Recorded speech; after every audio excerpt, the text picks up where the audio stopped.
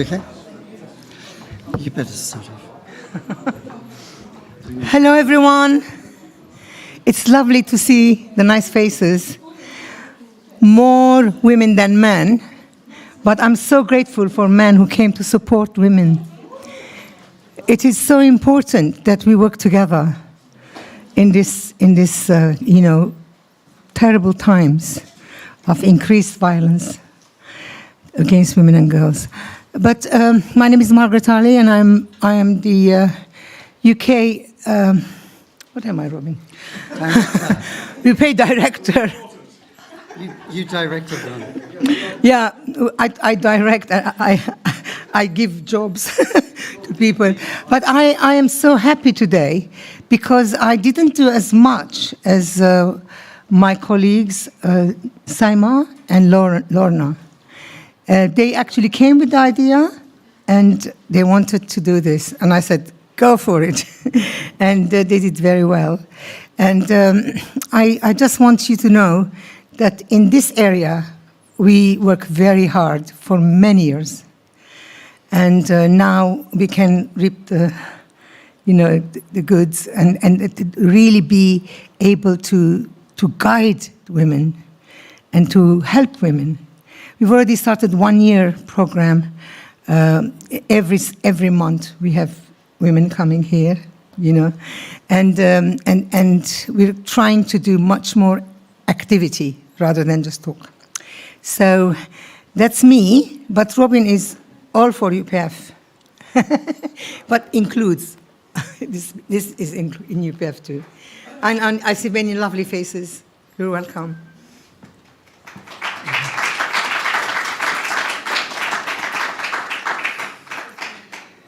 So Margaret and I have been working together for a long time with Universal Peace Federation UK. And I think one of the two passions of Margaret is particularly women's empowerment and youth empowerment. Mm-hmm. And since 2010 or something, we've often been holding events in Parliament, International Women's Day, Elimination of Violence Against Women. So this is an annual event, and this year, particularly with Lorna and Saima and others help, then there's more activity. In sense of preparation, and there's a monthly meeting. Duchess Niven as well has really been supporting it greatly. So there is a chance to get involved also in writing to MPs, yes, and making the 16 Days of Activism later on in the year, making that something real. Can I give a few housekeeping things? Usually at the beginning of the conference, I have to say there's a bathroom 1 floor up or in the basement. In dire emergencies, fire or something, and we can't leave the room, and we all go through this. There's a balcony just outside. Put up the window. It's a big balcony, so a lot of us can fit there. And we would assemble outside if we can get outside. But it's never happened. We've been working here for the best part of 30 years, so we're safe. We're safe for 30 years. But Universal Peace Federation is run by a woman. We have Dr. Hakshahan Moon is the co-founder with her husband, but he's passed. So it's been run and guided by her. And it's really an era for making this a correct and proper relationship where we can really appreciate and love and care for each other. Thank you very much, and have a wonderful, wonderful program. It's our joy and honor to invite Saima and Lorna to speak, maybe? Is that okay? But, but Duchess is coming, so that maybe you could speak about this and then another thing. Thank you. Now, it's in your hand. After you video. Should we go for video first? Or? Yes, okay. Video is about the Universal Peace Federation, and there are many new people.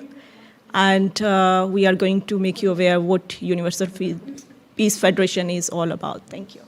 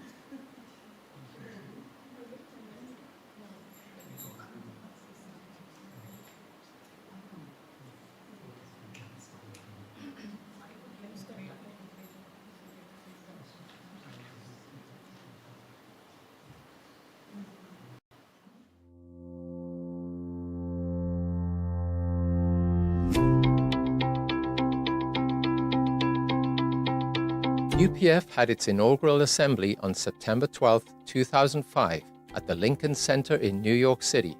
Reverend Sun Myung Moon delivered the keynote address. In closing, I ask you to devote your best efforts for the development and the success of the Universal Peace Federation. Thank you. Thank you.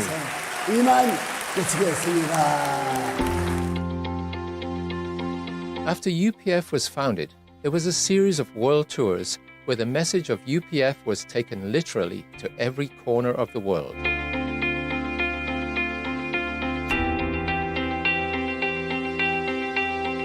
That it is time for all nations and religions to break down their barriers. Through this, the era of one family under God will arrive and last forever.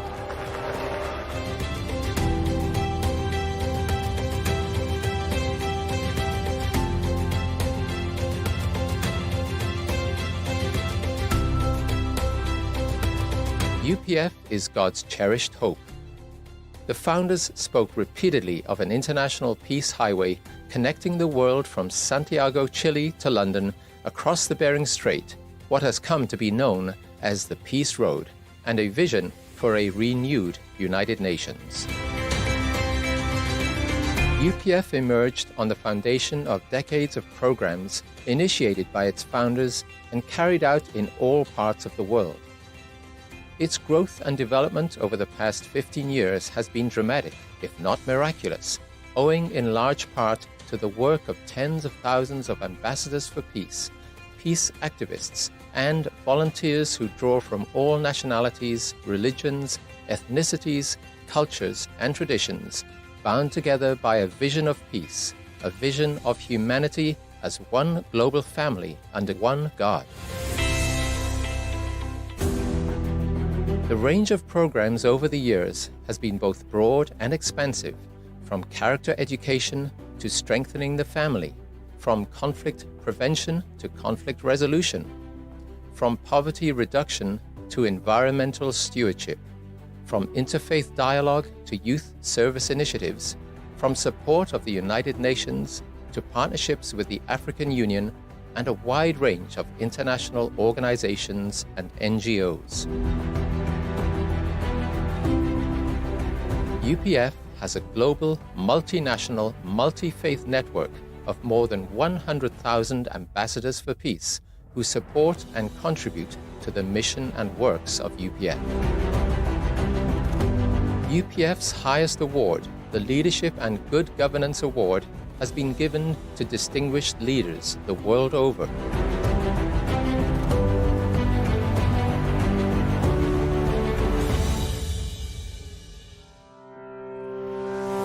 The World Summit Series is UPF's flagship program involving the highest level of leaders from around the globe, including current and former heads of state and government, to address the critical challenges facing humanity.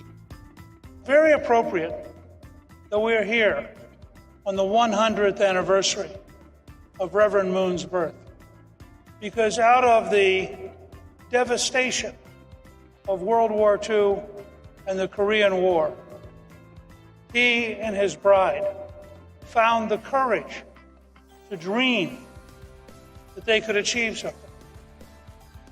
And it is amazing what they have created together. Programs have been successfully held in Korea, the USA, Senegal, South Africa, Nepal, Cambodia, and other nations.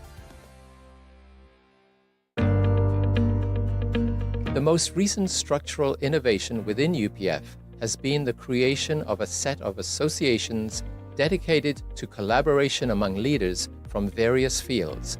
These pillar associations are: the International Summit Council for Peace was initiated by UPF co-founder Dr. Hak Jahan Moon in 2019 on the occasion of World Summit 2019 in Seoul, Korea.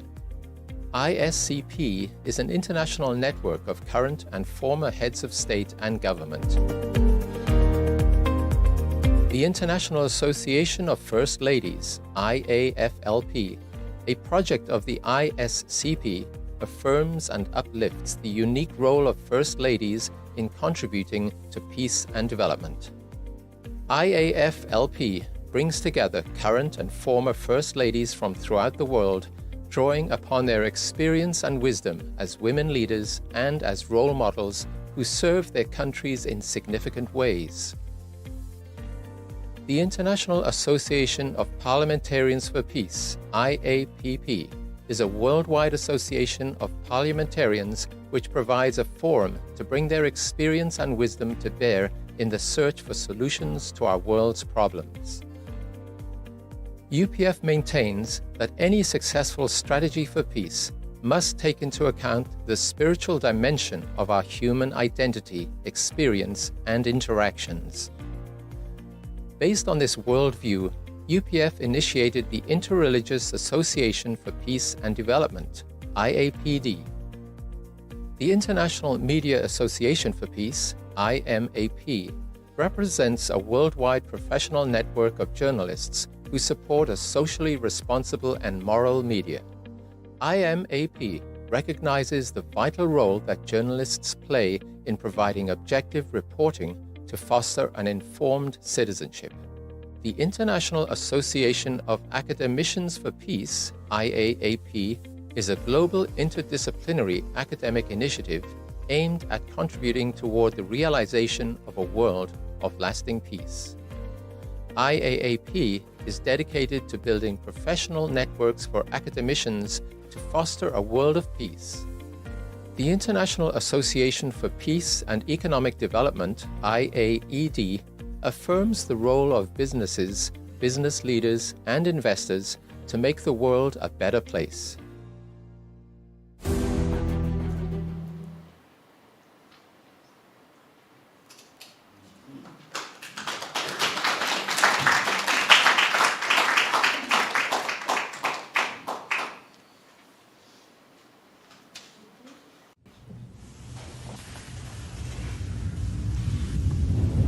I draw a line for the 2 women who die from violence every week in the UK. Because it's never just as simple as leaving him. For the 1 in 3 girls whose first sexual experience is rape. For every woman who has no voice. I draw a line as a husband, a father, and a news anchor who wants to stop reporting on this obscenity. Because it's not just a woman's issue. I draw a line to stop people pretending there's nothing going on. So women won't have to fear online harassment. For the 200 million around the world who have undergone female genital mutilation. I draw a line because every woman's body is her own. For every woman who has said, me too.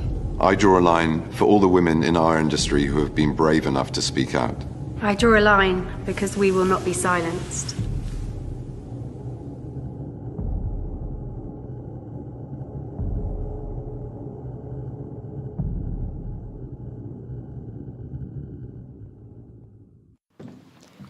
Thanks, everyone. Thank you for your patience and listening.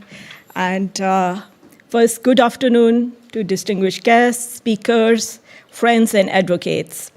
I'm Dr. Simon Yaz. I'm a consultant psychiatrist. I work in Camden, and I also work with the Royal College of Psychiatrists in a couple of roles. And recently, I have started working with the Universal Peace Federation, and it's my honor, and I'm taking it as a big responsibility. And it is my great honor to welcome you all to this important conference on ending violence against women and girls. How close are we? The Universal Peace Federation UK has strongly advocated for this cause through its conferences and active involvement in the 16 Days Activation campaign that runs under United Nations.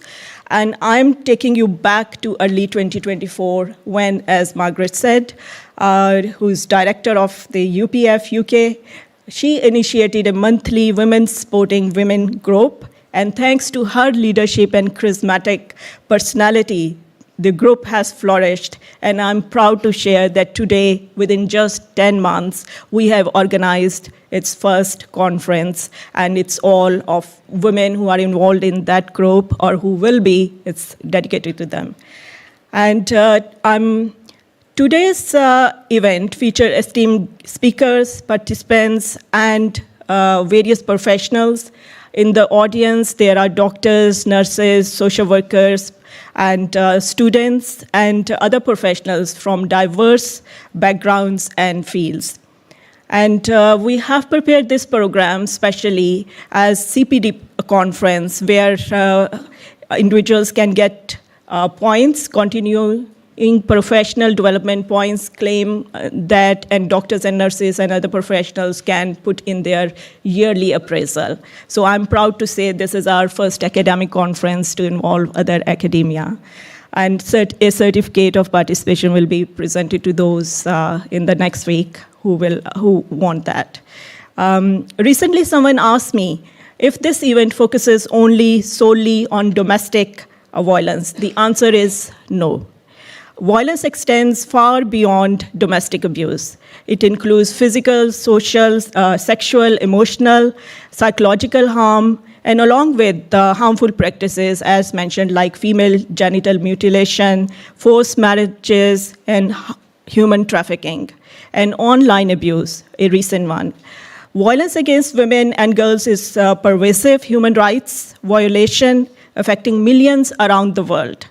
The impact of any form of violence we are going to heard today is devastating, leading to trauma, physical injuries, mental health issues, and tragically, in some cases, sadly, death. Violence against women and girls also undermines societal and economic growth and their progress, limiting women and girls to stop progressing in life. Today, we come together as diverse community, united in our mission to confront and end the violence and that affects millions of women and girls worldwide. The issue crosses all borders, all cultures, religions, and affects the most vulnerable. And we are hopeful that progress is possible. We aim today to reflect on what has been achieved so far and critically examine the work that remains to build and for a more equitable future. I encourage you to engage today in insightful discussions and collaborate, and together we can create a world where every woman and girl is free from violence. And thank you for your commitment, for being here. That means a lot, taking time out on Sunday and coming to the Universal Peace Federation. We are hoping to see you for future conferences as well. And I'm just going to start the conference by inviting our dear Mrs. Lorna Marah to come on the stage, introduce herself, and give an overview of the conference. Thank you. Thanks, everyone.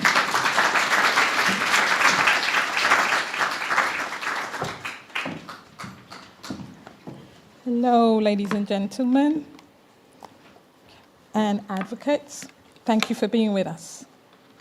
It is both an honor and a profound responsibility to stand before you as we begin this crucial conversation, one that touches on the very core of human dignity, justice, and equality. Today we're gathered under a powerful and pressing theme. How close are we? How close are we to ending the violence that has plagued women and girls for centuries? How close are we to ensuring that every woman everywhere is free from fear, free from abuse, and free to live life with dignity and in safety? How close are we to making women's rights, as they should be, synonymous with human rights? The answer to these questions are both sobering and unsettling. In the year 2024, women and girls continue to face unimaginable levels of violence. Violence that strips away the right to live with dignity, violence that crushes their hopes and dreams. And while the statistics reveal the magnitude of the crisis, the story behind each number is what is most heart-wrenching. According to the World Health Organization, 1 in 3 women around the world, which is 736 million worldwide, have experienced physical or sexual violence in their lifetime.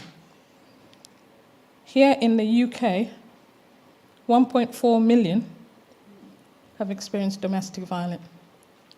That is as against 2.1 million overall. That is huge. So here in the UK, the largest thing on violence is domestic abuse and human trafficking. So, in some regions, this number is even higher. Tragically, these numbers remain largely unchanged over the past decade. In times of crisis, such as during COVID-19 pandemic, instances of domestic violence surged, where women were being abused in their own homes, which should have been a safe haven for them. So, women who should have found solace and protection within the walls of their own homes were instead subjected to heightened danger and isolation. This is not just the statistics. Behind every number is a woman, is a daughter, is a mother, is a sister, whose life has been marked by fear, loss, and trauma. These are not isolated cases. They represent a widespread systematic epidemic.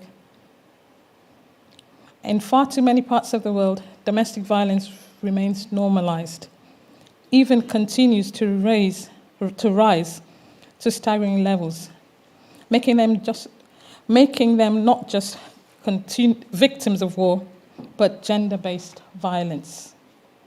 Today's theme, how close are we? It is more than a question. It is a challenge. It is a call to action. It's a reminder that despite the progress we have made, the road ahead remains long and the work ahead remains urgent.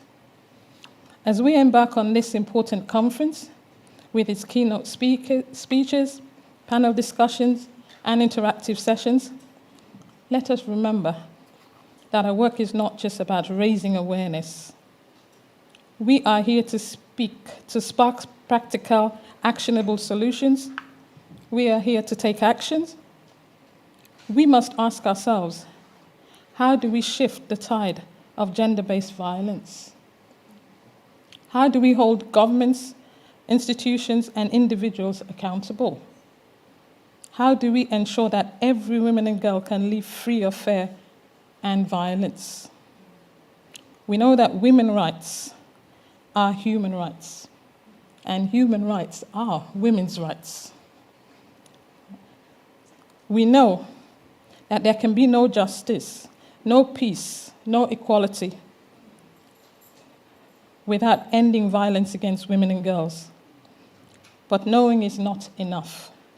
We must act, and we must act now. we've got 6 years left to achieving our gender equality goals, which are set for 2030. And it is not looking good, but we still have hope that we can make a difference in 6 years. So, we know that women's rights are human rights. We know that there can be no justice, no peace.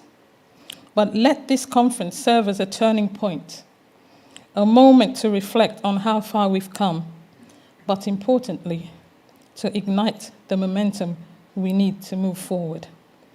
Through meaningful dialogue, the sharing of best practices, and the identification of actionable solutions, we will break the chains of violence and build a future where every woman and girl can live her life free from fear and full of opportunities. The road ahead will not be easy, and we've never said it's an easy road.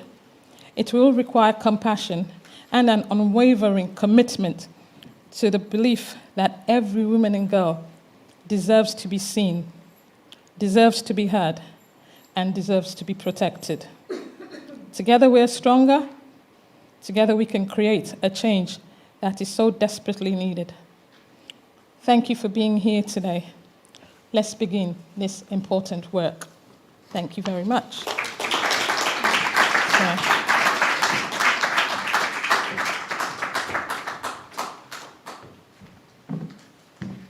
Thanks, Lorna. I'm going to invite our first speaker. I met her on first LinkedIn, and I was so impressed and surprised to see her achievements.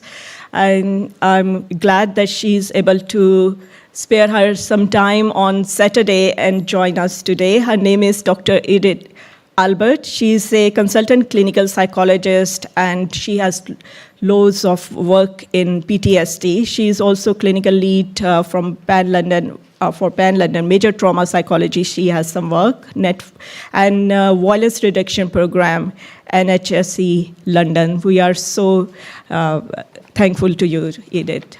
Thank you.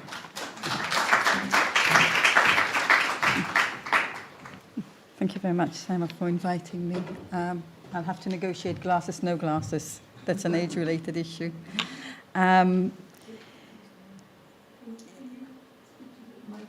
Microphone. Thank you for telling me, and tell me if I'm not getting it wrong.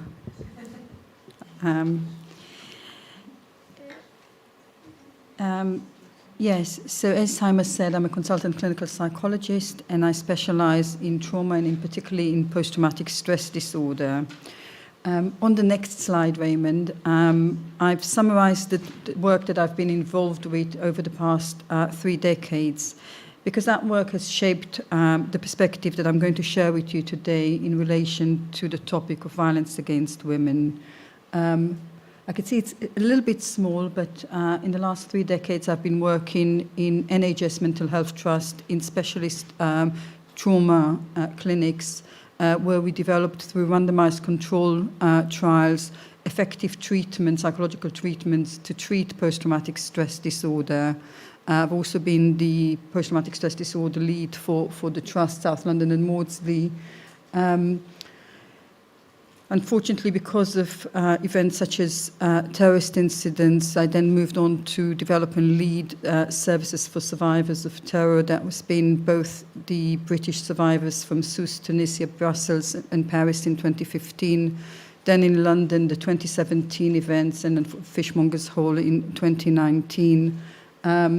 I've also did quite a lot of work with supporting medics and colleagues, both those going to Sierra Leone with the Ebola pandemic, but then I was seconded to NHS England during the COVID pandemic to develop services for our NHS colleagues and social care colleagues. I've done some work with the International Organization for Migration. I'm going to mention this a little bit more with women who were trafficked for sex, as well as developing services for veterans. Other than that, I've had the pleasure during my career to be part of King's College University London, where I was an academic director for clinical psychology, but also leading on the trauma course. The reason why I mention these things is because, as I said, these are the things that sort of shaped the understanding that I'm going to share with you today, and also for the panel discussions, if there is any questions, kind of these are the things that I kind of know about. So yes, what I would like to share with you is insight on the psychological impact on trauma on women. Talk about why women are more susceptible for post-traumatic stress disorder. Give you a hopeful message in terms of how can we effectively treat and support women who've been affected by violence and by post-traumatic stress disorder. As Lorna has mentioned, this is a critical issue. It's a global issue that 1 in 3 women experience physical and sexual violence in their lifetime. Understanding the psychological toll of this violence is essential for us as professionals, caregivers, and society as a whole. We could probably move on to the next slide. Thank you. You've read my mind. What is the psychological impact? No, not the next slide. If we can go back one, please. What is the psychological impact of trauma on women? Trauma, particularly in the form of violence, sort of interpersonal trauma, can have a profound psychological impact on women. Post-traumatic stress disorder is one of the most common disorders that result from trauma, with women being twice as likely than men to develop post-traumatic stress disorder after traumatic events. And the question, why is it? Why is it that women develop PTSD, which includes flashbacks to their trauma, nightmares, heightened anxiety, and avoidance of activities that they used to do, talking to people about what happened, and going to places that they used to go freely before? The symptoms often make it difficult for survivors to function in their everyday life. And it's important to note that PTSD not only affects the mind, but it also affects people physically, with people suffering from difficulties with sleep, hypervigilance to danger, and increased startle reactions. So why is it that women suffer more from PTSD than men? So women are more likely to experience sexual violence and physical violence, and that's a big contributor for the higher rates of PTSD. But research suggests that that's not the only reason. Women tend to experience more interpersonal trauma, domestic violence. That deeply undermines the sense of safety and trust, particularly when exposure to trauma starts at an early age, particularly when it comes from caregivers. Additionally, we do have some studies that are actually looking at the psychobiology, and what we see is actually that there are differences with women having hormonal differences, more likely to respond in a way that is more likely to increase their symptoms.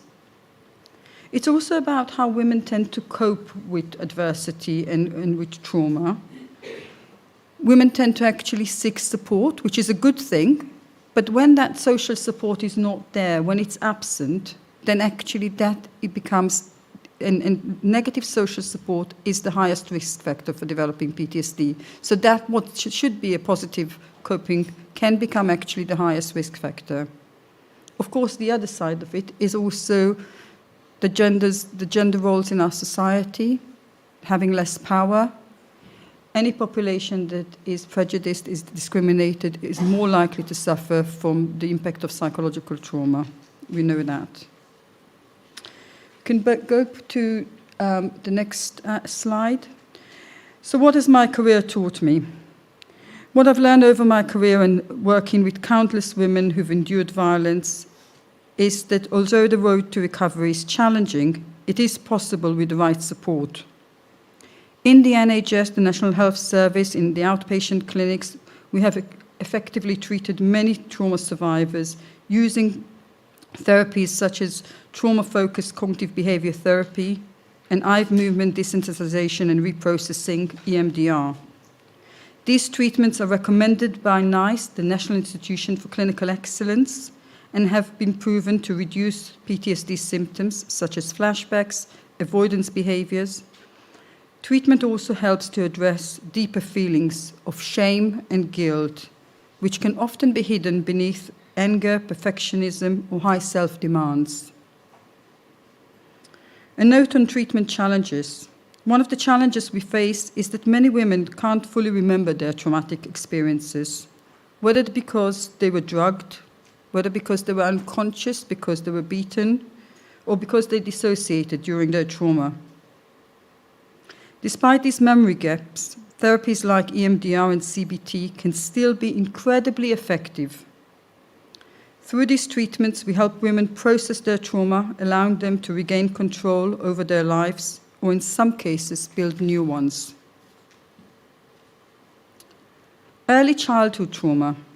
Recovery is especially challenging for women who have suffered abuse from an early age, when the abuse comes from a caregiver. Research shows that early childhood trauma can have a lasting impact on brain development, affecting emotional regulation and attachment patterns. For these women, therapy becomes a lifelong process of rebuilding their sense of self-worth and trust in others. Many of these women stay in touch with me and with my colleagues, sharing both their successes and their setbacks as they continue to navigate the long path of recovery. A profound learning experience that I had on this journey was when I was invited by the International Organization for Migration to train counselors working in a shelter in Macedonia for women and girls that survived sex trafficking. The first thing that was needed for their recovery was to establish a sense of safety. For women who had been deprived of basic needs, sleep, food, medical care, the initial goal was to help them regain control over their daily lives. This was difficult because traffickers were still a threat, often waiting outside the shelter. Working with the counselors, I learned about the importance of caring for the caregivers. What I was astonished to find out was that the staff themselves were working under dangerous and financially unstable and stressful conditions, and their well-being was essential to the care that they were providing.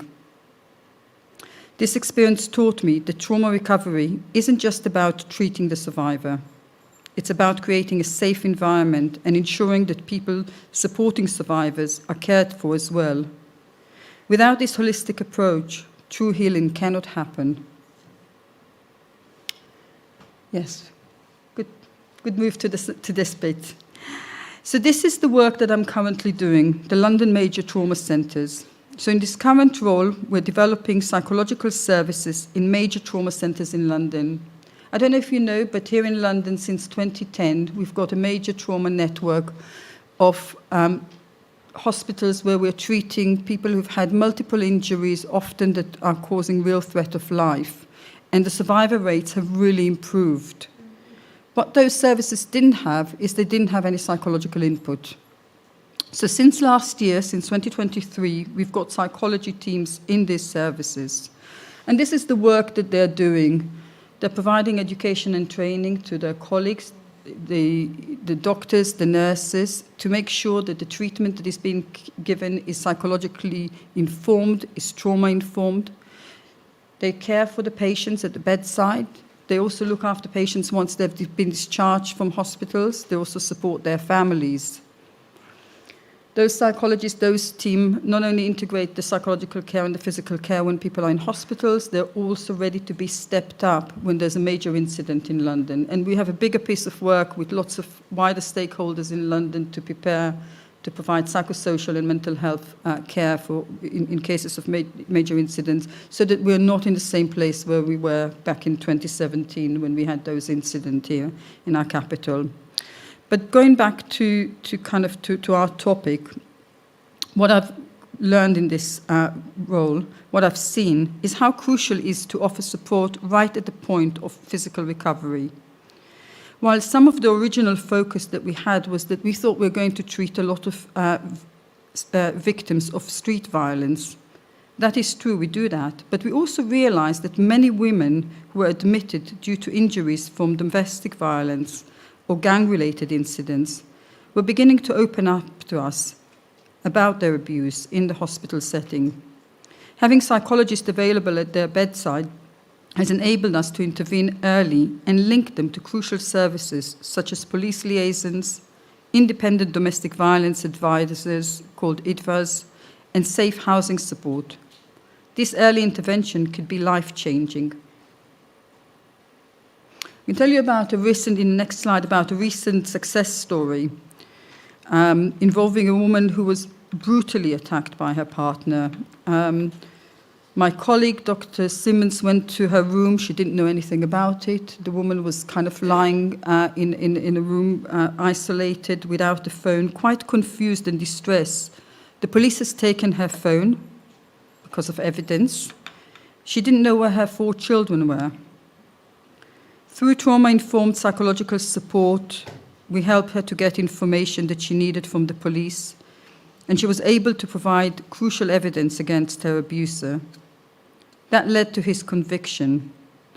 The flowers there are the flowers when she came months later back to Dr. Simmons to say thank you, because he was convicted for 19 years. She was then rehoused with her children and was able to return to work. This case shows the power of psychological support in not only helping survivors recover, but also can help in securing justice. How many of you work in professions where you've seen firsthand the difference of early interventions that can make on survivors' lives? It's not just about psychological recovery. It's about helping people to rebuild their lives and hold their abusers accountable. One of the key lessons that we've learned in the trauma centres is the power of collaboration. When multiple agencies, healthcare, police, housing and social services work together, we can provide a comprehensive response that truly supports survivors. Attending multi-agency risk assessments conferences, MARACs, and working with safeguarding teams has allowed us to identify women at high risk of harm and offer them life-saving support. In conclusion, I hope that I've been able to convey a hopeful message. Evidence-based treatments like trauma-focused CBT and EMDR offer real, measurable help for women and girls affected by violence. However, we must also push for better coordination between services to ensure that survivors receive the comprehensive care they need. Let me leave you with this thought. The trauma survivors we work with are often facing unimaginable challenges, but people are also incredibly resilient. Our job is to create a safe space for them to heal, while also ensuring that the systems around them are robust and supportive. To achieve this, we must strengthen our networks, care for our teams, and continue learning. Finally, a lesson I've carried with me from my work in shelters during the Ebola outbreak and through the COVID-19 pandemic is that those of us who care for survivors need to care for ourselves and each other. The work we do is vital, but it's emotionally demanding, and we must sustain our own well-being if we are to continue supporting those in need. Thank you.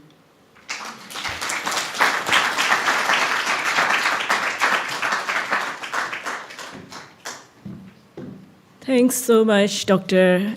Edith Albert, for not only giving us overview of PTSD in trauma vulnerable females, but also highlighting the gaps in the services and highlighting the most important thing that we need to look after ourselves. Carers needs to look after themselves.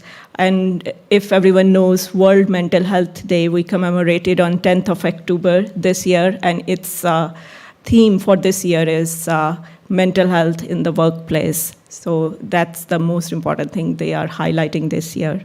Carers needs to look after themselves as well. So going towards the next speaker, she's one of our best, also part of the Women Supporting Women group. And it's a pleasure to have her here. She's a business analyst and founder of Grace Simba Community Village, a community and trust organization supporting victims of domestic violence as they rebuild their lives.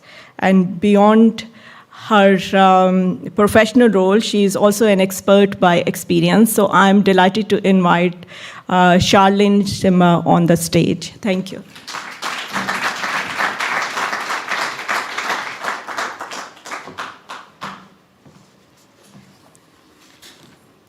Thank you, Simon, for the introduction.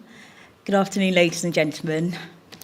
So before I get started, I just wanted to ask a quick question. Who here loves hearing stories? Oh, fantastic. So almost everyone in the room then. Great. So I just wanted to share with you all a story. This story shows the power of community, compassion and kindness, and how it helped change a young woman and her daughter's life after experiencing domestic violence. So at the age of 21, she became a mother. And at that point in her life, her only achievements were 1 GCSE and a driving licence. She did not have a permanent job or financial security, nor was she eligible to access benefits. These circumstances made the father of their child angry, as he did not want to support them. This was the beginning of the physical and emotional attacks she would then suffer for many years to come. With no money coming in, she felt ashamed to ask her own mother for support, as this would expose the escalating abuse that she was desperately trying to hide. She often had no choice but to wait for him to decide when she could have some money. If she was lucky, she would receive £10 a week, which was usually spent on toiletries. She forced herself to stay strong and endure the pain and humiliation in silence. The situation was embarrassing, and she believed it was her fault for expecting him to take care of them.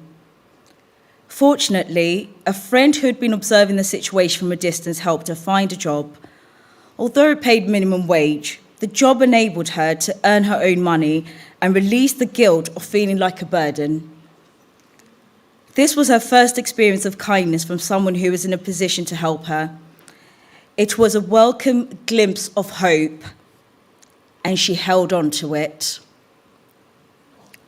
However, having lost this element of control, his attitude changed from not wanting to support financially to refusing to support with childcare. Her friend would kindly step in to help on the days he refused, so that she would not lose her job.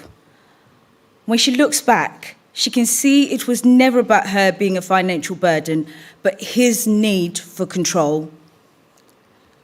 She was now at a point where she hated her life, the situation she found herself in and how it made her feel. On the drive back from work in the middle of the night, she would often get emotional because she wanted to go home to her mother, to feel once again what it was like to have a safe space, to have love and care. She would watch other people in their cars and they seemed happy. She no longer knew what happiness felt like, and she had lost all sense of who she was as a person. One Saturday evening, as she was preparing for work, she was brutally attacked, strangled, and had her fingers broken by him.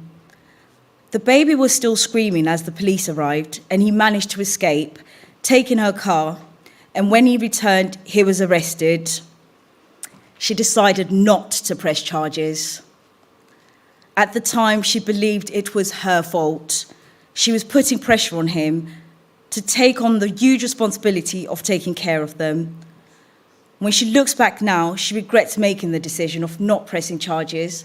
With better understanding now of both domestic abuse and coercive control, she recognises the damage it causes and the risk of harm to others in the future if there's no police record of this behaviour. The arrest did not change his pattern of abuse. The disruptive and controlling behaviour continued, and she worried that she would lose her job. All she wanted was to have a peaceful and stable life with her daughter. So mother and child left the home they shared with him that night. The child was only 4 months old at this point, and they never shared a home with him again. However, this was short-lived, as she was about to experience 15 years of what she now recognises as post-separation abuse. Their bid for peace and freedom did not last, as he made an application to the family courts for child access. He was given a child contact order, which gave him legal rights to see their daughter, and this was ultimately a ticket to legitimise his resumption of abusive behaviour. This was emotionally and psychologically draining. She felt exhausted from constantly being on guard. He no longer physically attacked her, so she blamed herself as he convinced her that she was doing something wrong and his behaviour was justified. She constantly changed herself, hoping it would make him stop. It never helped. It just gave him more power. She decided she had to make changes. Instead of living like a victim, self-belief was what she needed to help turn this adversity into an opportunity to create a life that would make her fully independent of him. She also had to protect her child and ensure the cycle of abuse would be broken. The more she became independent, the more he was in the background sabotaging the life she was creating.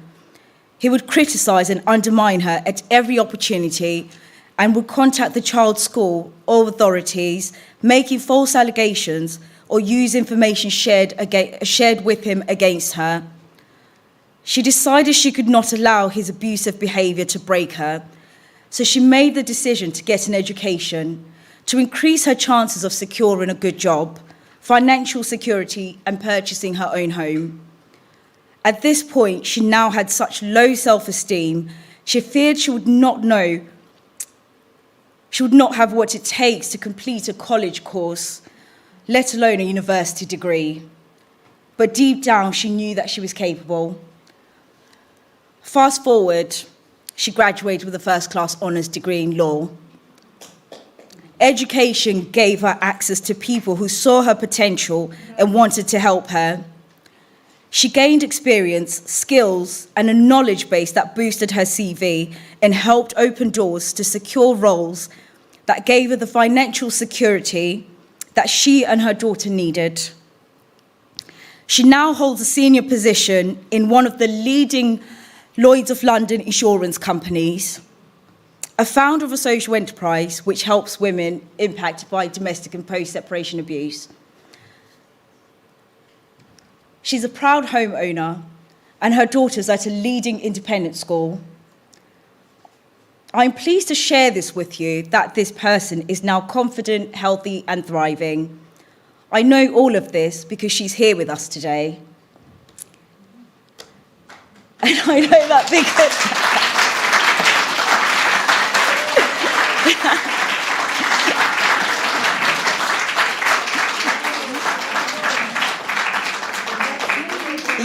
You beat me to the great reveal. I'm assuming you all think it's me, but it's not. I'm joking, it is me.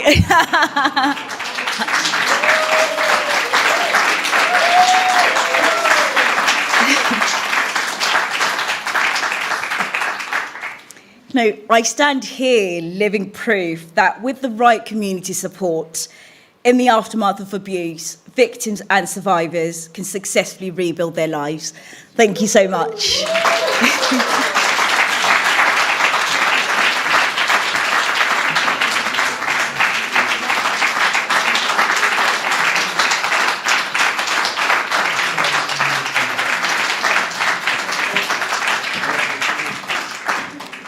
Thank you so much, Charlene. That tells a huge story. We couldn't have put that any better than you did, and it has the same impact every time we hear it. Thank you so, so much. Oh, sorry. Before I introduce our next guest, I forgot to introduce myself. Shows how passionate I am about getting on with the conference. Okay. Well, like I said, my name is Lorna Marah. I'm a business consultant. Somebody say speaker? Oh. I'm a business consultant. I'm an advocate for women and girls, part of UN Women, and I'm an ambassador for peace here at the Universal Peace Federation. Yeah, and also, I am an ambassador for Stop Trafficking. Everything that affects women, I'm in it. Thank you so much.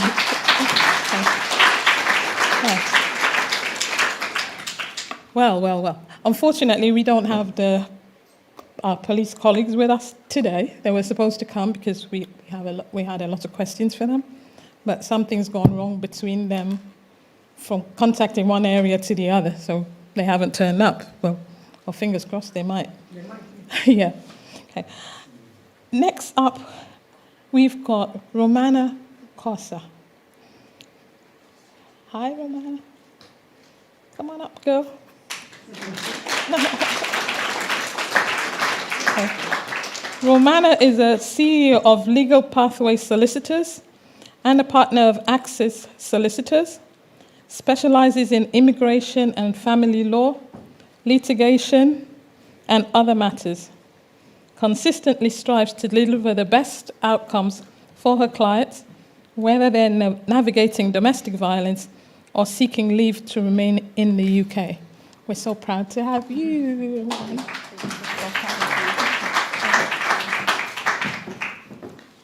Thank you so much, and good afternoon, everyone. Thank you, first of all, to Universal Peace Federation for giving me the opportunity and inviting me here today. It is my first time joining a conference for Universal Peace Federation, and after today, I'm looking forward to becoming an active member. Thank you. So we're speaking today about a very fundamental issue. It's an issue that remains a critical concern in our society: violence against women. In the UK, the reality of gender-based violence continues to affect the lives of too many women, cutting across all ages, backgrounds, and communities. This violence takes many forms, including domestic violence, domestic abuse, sexual assault, stalking, harassment, and human trafficking. It is a violation of human rights and a fundamental barrier to equality. In recent years, we have seen alarming statistics. One in 4 women in the UK will experience domestic abuse at some point in their lives. And 1 in 5 women have experienced some form of sexual violence since the age of 16. These numbers are more than just numbers. They represent real lives, families, and futures affected by trauma and fear. The rise of online abuse, coercive control, and stalking has added new dimensions to this challenge, making it all more important that we not only recognize the scope of violence, but also take action to stop it. Looking at the legal perspective and protections that are available within the UK jurisdiction, the UK has made strides in addressing violence against women through legislative reforms and protective frameworks. The Domestic Abuse Act 2021 marked a significant step forward, broadening the definition of domestic abuse to include not only physical violence, but also emotional, coercive, and controlling behaviors. We have laws such as Stalking Protection Act 2019, we have the Sexual Offences Act 2003, and also the Serious Crime Act 2015. These acts are in place as part of providing protection. But the legal protection is just one part of the solution. These laws must be enforced effectively, and we must ensure that victims feel supported in coming forward. A strong legal framework means little if survivors are unable to actually access justice due to fear, intimidation, or lack of resources. The role of the justice system, if we look at it in the UK, has a vital role to play in protecting women and holding the perpetrators accountable. We have seen the development of specialist domestic violence courts, which ensure that these hearings are taken by judges who are trained and sensitive to the unique dynamics of abuse. We have Clear's Law, which allows individuals to inquire about a partner's history of abuse, which is another tool to empower women with potentially life-saving information. However, gaps remain. Reports indicate that conviction rates for sexual violence remain low, and many women still face significant hurdles in even accessing justice. We must work to improve the response of law enforcement and the courts, ensuring that they are equipped to handle these cases with the seriousness they deserve.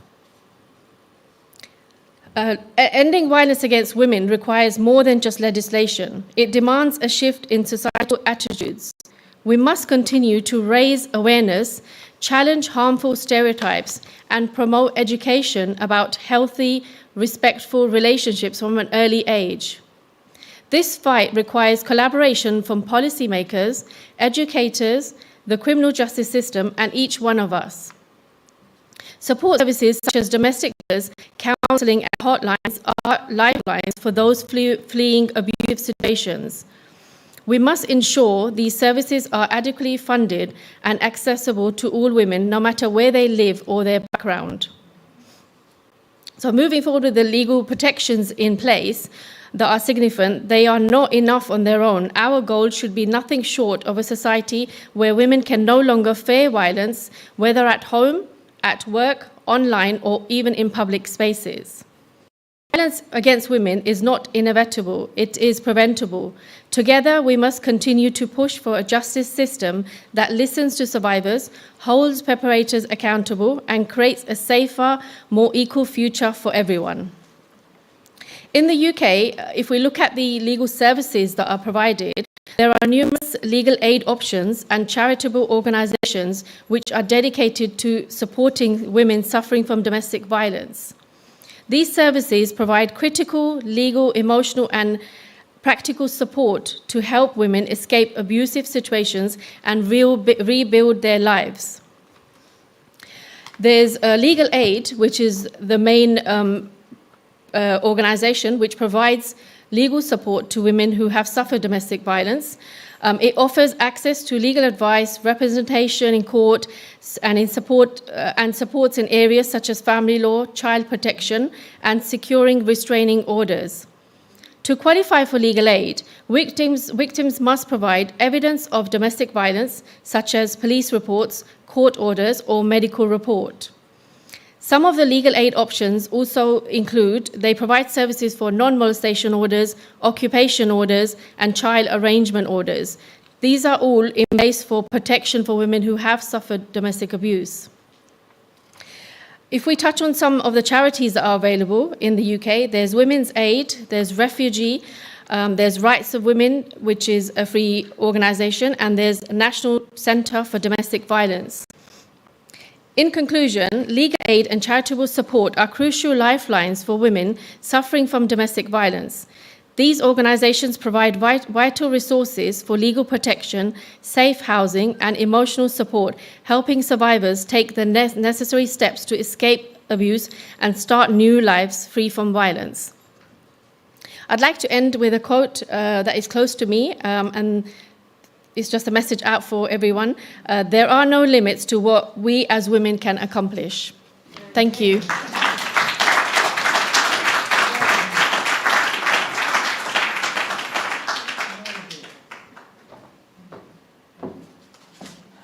Thank you so much, Ramona. And it's good to hear some of the legislative policies that have been put in place. So we hope to hear some more, because that's what we need to fight for, change of policies. Our next speaker, I have the pleasure of inviting to the stage, is, and I am the first to call him that, His Excellency. He just got awarded, so I'm proud to be the first to refer to him as that, Dr. Saf Boxy.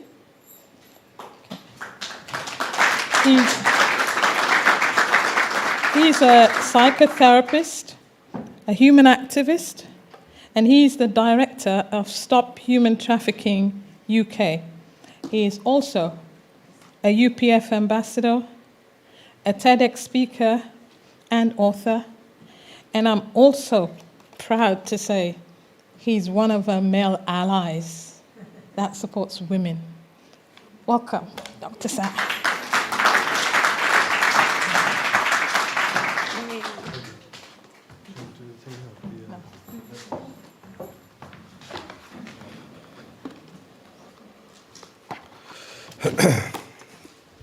Hello, good afternoon.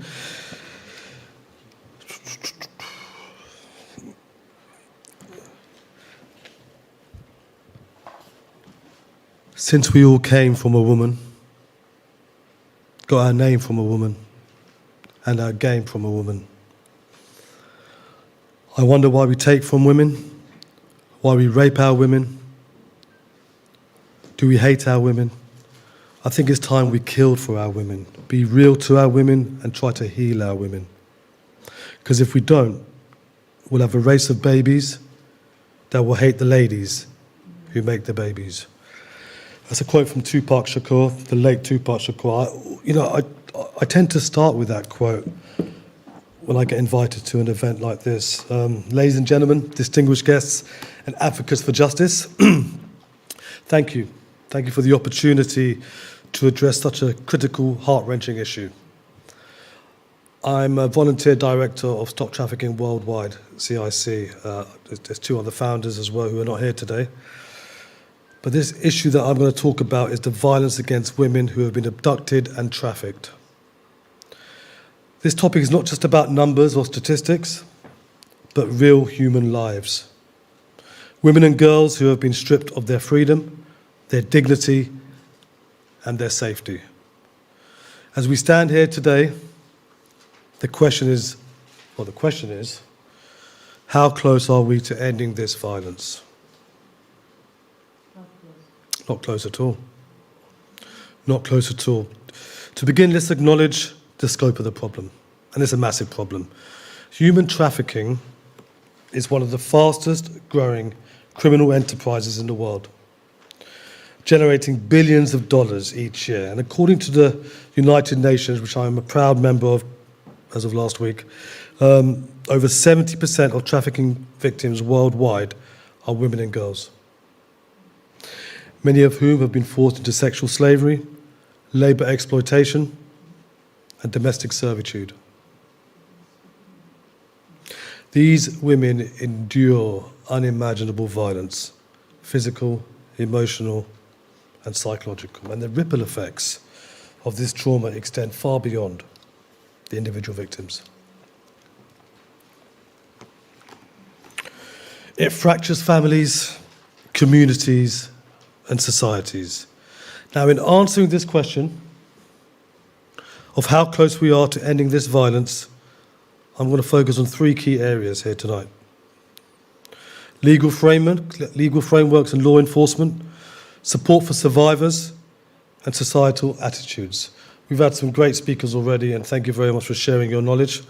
I also worked at South London and Maudsley, and it's a wonderful organisation. Legal framework and enforcement. Let's start with that. In the last 2 decades, there has been significant progress on the legal front. Many countries have implemented stricter laws against human trafficking and the violence against women. The Trafficking Victims Protection Act in the United States, the Palermo Protocol by the United Nations, and the Council of Europe Convention on Action Against Trafficking of Human Beings are just a few examples of international agreements that aim to combat this crime and protect survivors. Additionally, increasingly, working together to track down traffickers who operate across borders.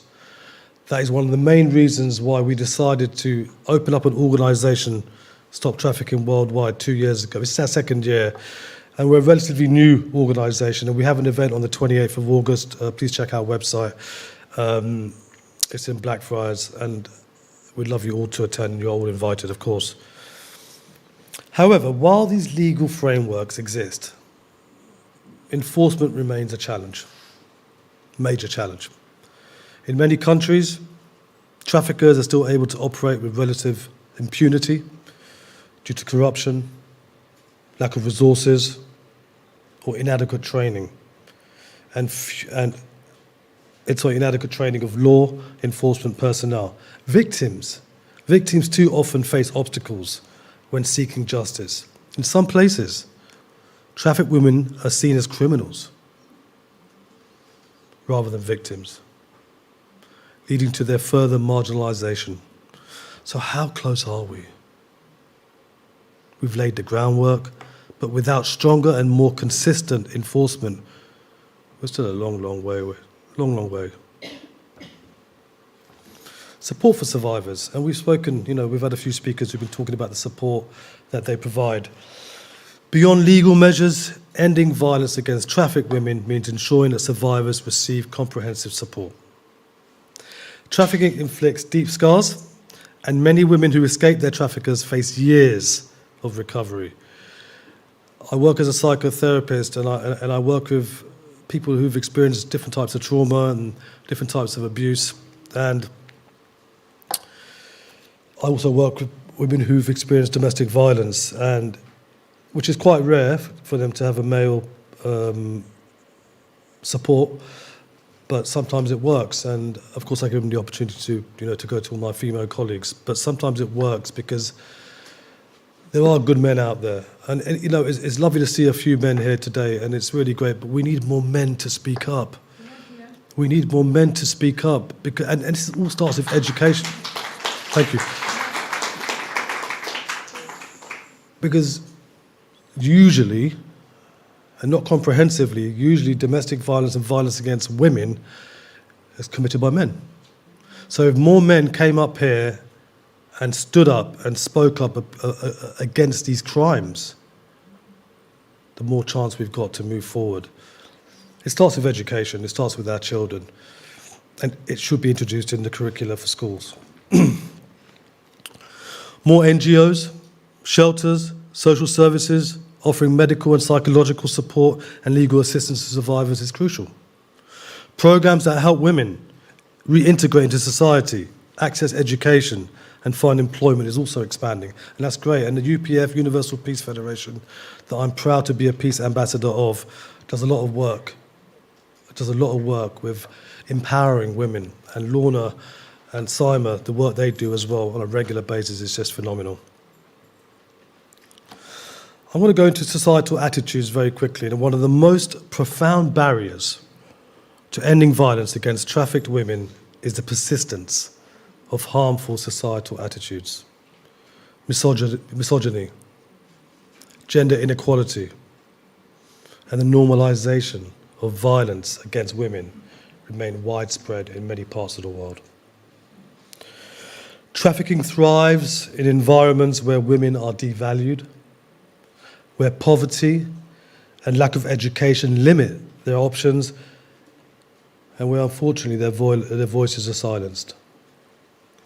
Changing these deeply ingrained attitudes, it takes time, but there is a reason.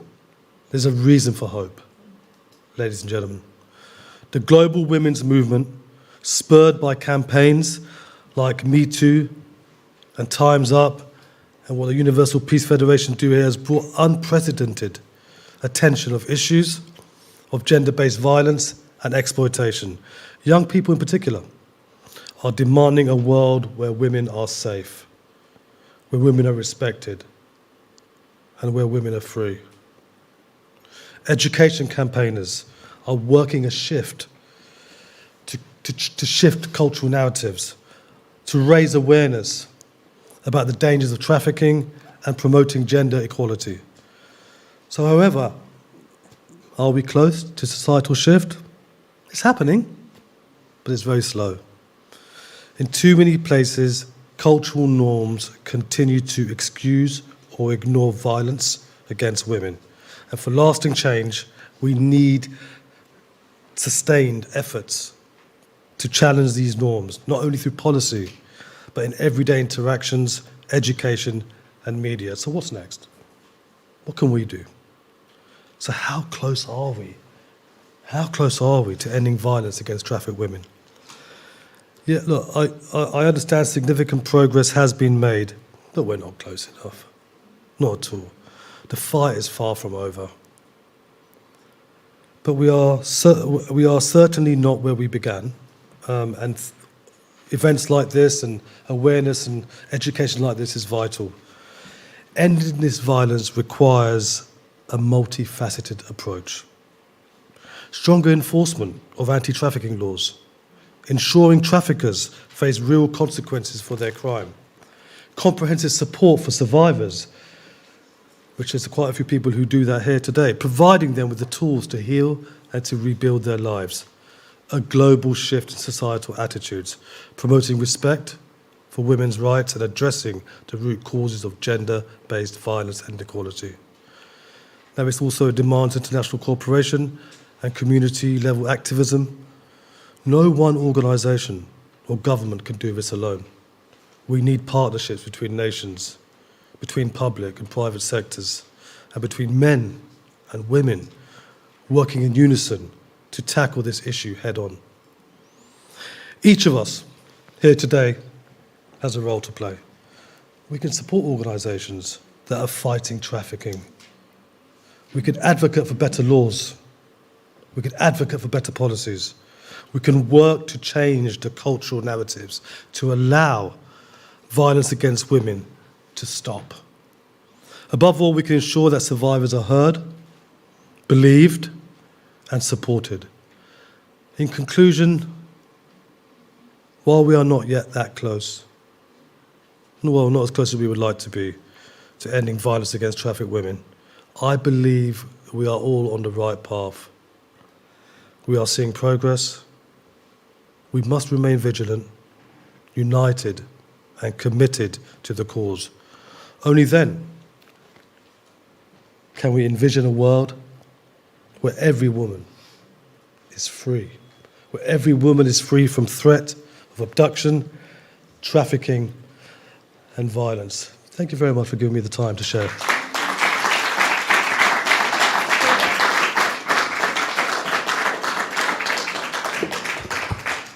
I am suggesting for SAF to bring a group of men to speak about ending women's violence. And we'll help you. Thank you. Thank you. But you have to give us a date. Yeah. Because you are passionate, you can do it. And Ian can do it. Ian is a great man on that as well. Thank you. Thank you. Thank you. You're welcome.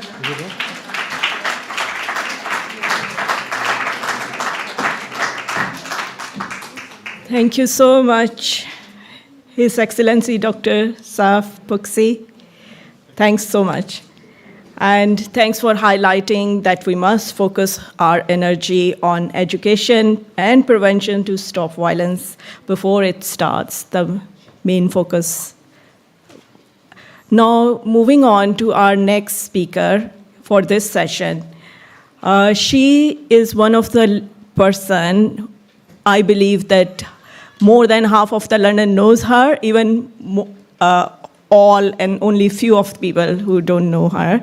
And her name is Huma Price. She is a practicing barrister specializing in immigration and family law, an established broadcaster, and has presented her live and interactive legal shows for over 20 years on various TV channels, providing current and accurate information about the law. And she is also author of a book, A Love Letter to Man and Woman. You must explore that on Amazon. The book looks at what factors make a break or break a marriage, make a marriage or break a marriage, and how this affects all parties, especially children. Now I'm going to invite our brilliant, excellent, and a charismatic speaker to the stage, Mrs. Huma Price. Thank you.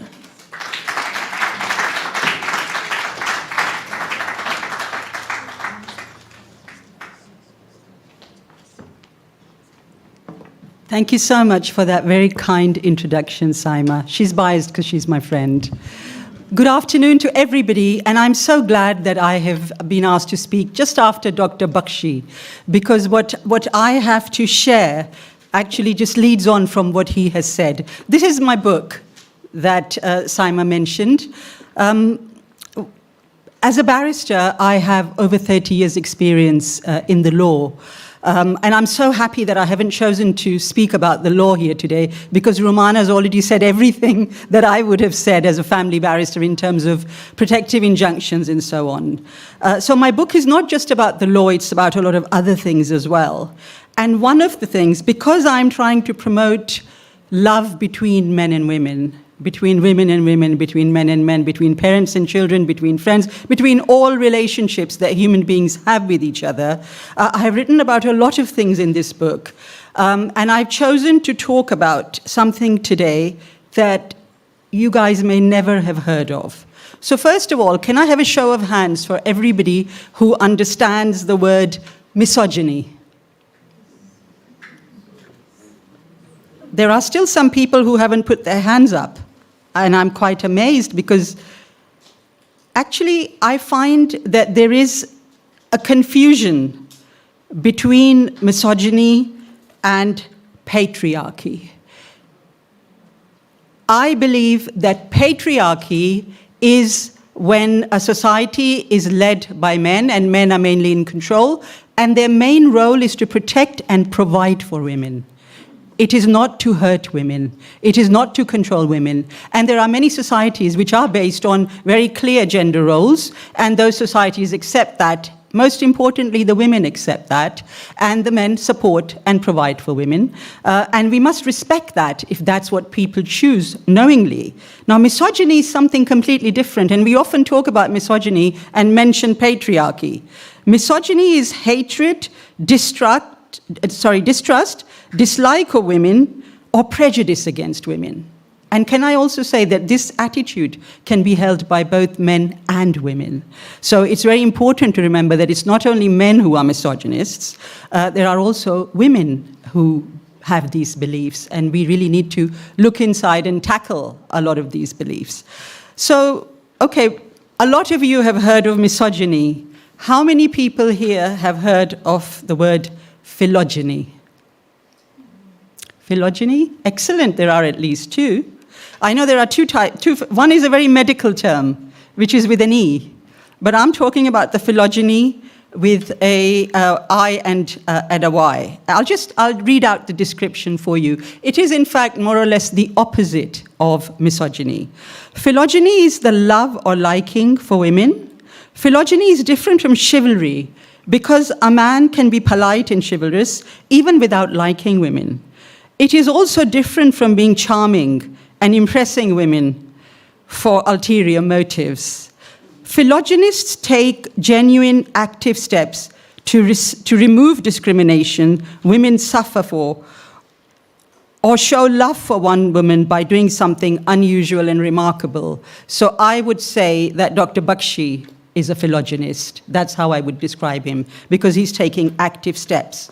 Now, women cannot make progress and eliminate all the discrimination against them without the support of men. Now, we know this from history, and if we go back into history, we'll find that men supporting women is not a new phenomenon. It has existed for hundreds of years, and I'm going to mention one man, and I'm going to ask the audience whether you've ever heard of John Stuart Mill. Two people. I think we come from the same sort of reading interests. John Stuart Mill was born in 1806 and died in 1873. He is said to be one of the most influential thinkers of the 19th century. He was a philosopher, political economist, and civil servant.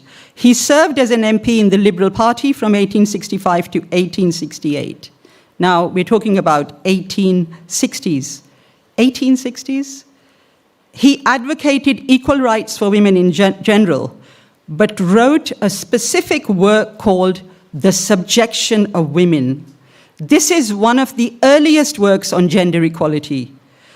He said that men and women's relationship with each other was simply, and I quote here, the legal subordination of one sex to the other, which is wrong in itself.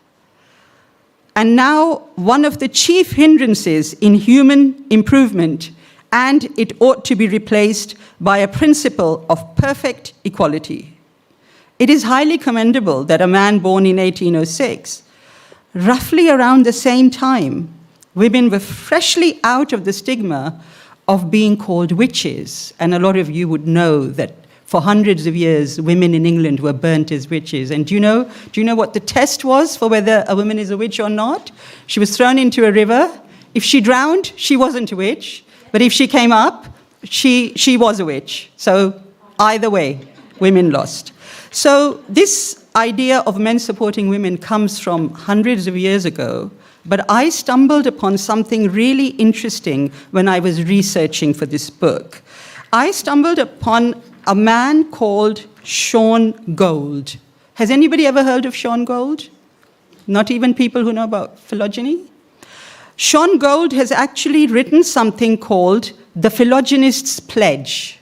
Because you see, we all talk about what the government can do, we talk about what NGOs can do, we talk about everybody else, we don't often talk about what we can do. And Sean Gold actually talks about what we can do, particularly men. And I believe that one of the most effective ways to change the world is to write about the change you want to bring. So Sean Gold has written this pledge, which I have quoted in my book. The first thing he says is men of quality are not threatened by women for equality. He says, I believe that in order for the women's movement to be effective, a corollary, men's movement must be present. I take this pledge as a way to state my conscious support in moving forward to change a broken system. And these are the resolutions, he says, every man must adopt. And there are only 10 of them, and I will read those out, and then I will take your lead. So he says, number 1, I will lead by example in the way I talk about women. I know that my children and friends pick up on the generalizations I make about women, whether positive or negative. Intentionally or not, I shape their identity about what it is to be a woman and how to expect to be treated for being one. Number 2, he says, I will not accept traditional role models. I believe that a true partnership between the sexes demands a different concept of marriage, an equitable sharing of the responsibilities of home and children, and economic support of the family. Number 3, I will raise my children to believe in gender equality. How many mothers or fathers here say to their sons when they fall down, get up, don't cry, you're not a girl, be strong, you're a boy? We don't often question this, do we? But subconsciously, at some level, a lot of us do distinguish in our male and female children. So he says, I will encourage children to embrace their individual interests and passions, regardless of their gender. The things they cannot do will become obvious on their own, and the rest will become possible if they're allowed to dream and have role models. Number 4, and this is the most important in relation to today's subject, I will not stand for violence against women. If a relative, friend, classmate, or teammate is abusive to women, I will not look the other way. I will try to talk to him about it, urge him to seek help, consult a friend, a parent, or counselor. How many of us find it uncomfortable to tackle domestic violence when we witness it in real life around us? He says, I will mentor women and offer equal access. If I'm in a position to help, I will find at least one woman, and ideally several, to mentor. And I think this is what Dr. Bakshi said that he's doing. Give her thoughtful input on how she can advance and put her name forward for challenging assignments and promotions. Number 6, I will call out qualities other than physical beauty. I will remind her that it is not only appearance that matters. I will focus on positive things about women without pedestalizing. I will not pretend that her looks will never matter, but I will encourage her not to judge herself or let herself be judged only on looks. How many of us fat shame women, or even women who look at other women and fat shame them? Not to their face, perhaps, but in private. Number 7, I will make sure there is always clear consent. Now, this is a very big problem when it comes to sexual violence, rape, and so on. He says, I will be aware of the implicit power dynamic that are often present in sexual relationships between men and women. I am aware that consent is clear, unambiguous, and involves the word yes. It is not the absence of a no. Number 8, I will not support politicians who marginalize women. I will not support politicians at any level of government who betray or ignore the principal idea of equal rights and opportunities for all sexes. Number 9, he says, I will learn about the history of the women's movement. I will learn about the history of the women's movement so I can educate youth on what women of history have done and how their sacrifices made possible the rights and freedoms that we enjoy today. Number 10, I will accept discomfort. I will understand that changing a broken system takes work and it will not always feel good. Conversations about sexism, racism, transphobia, privilege, cultural appropriation, and other social issues are all related. I will accept discomfort as an important sign that we are all making progress and we still have a lot to learn. Before I leave you today, I want to pay respects to this lovely lady sitting here who talked about, she's given me, I've never done this before, but she's given me the strength to share this. But I am your daughter, in that my mother and I went through exactly what you went through. But I'm the daughter who went and did law and became a very successful barrister. And I've been married to the most amazing man for 30 plus years now. And I've turned around my mother's life, totally. Thank you so much for listening to me.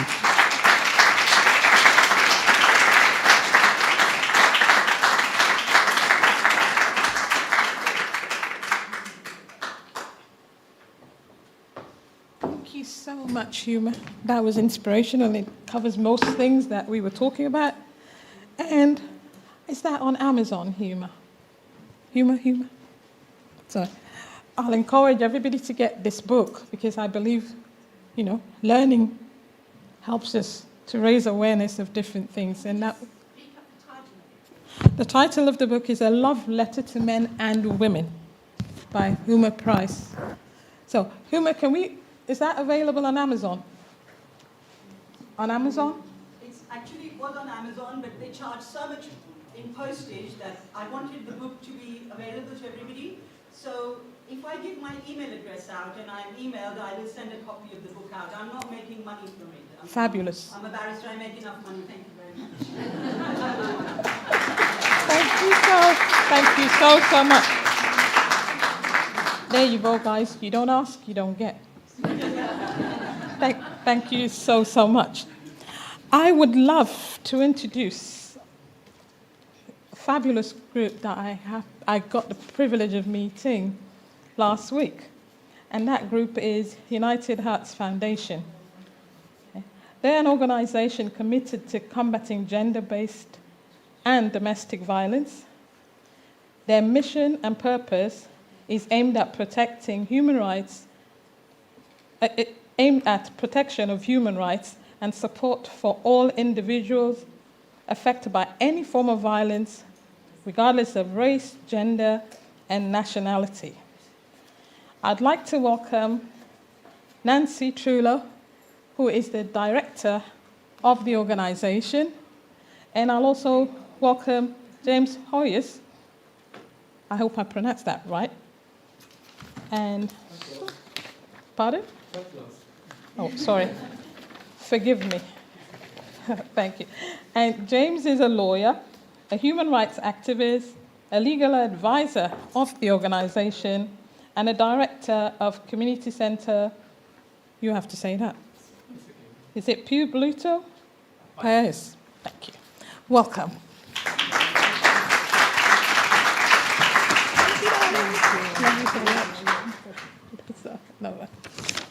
Thank you. Hello, my name is Nancy. Nancy is CEO of the United Hearts. My English no is very perfect. I am in Spain, speak Spain, okay? Yeah, Spanish. Bueno, voy a hablar en español. Translator. Es emocionante estar aquí y hoy representar a una organización que viene de un dolor. It's very emotional for me to present our organization that comes from a pain, from the heart. Perdí dos amigas por violencia de género y desde pequeña yo también tuve violencia en mi país. I have lost 2 friends for gender violence, and also myself I experienced when I was a child back in my country.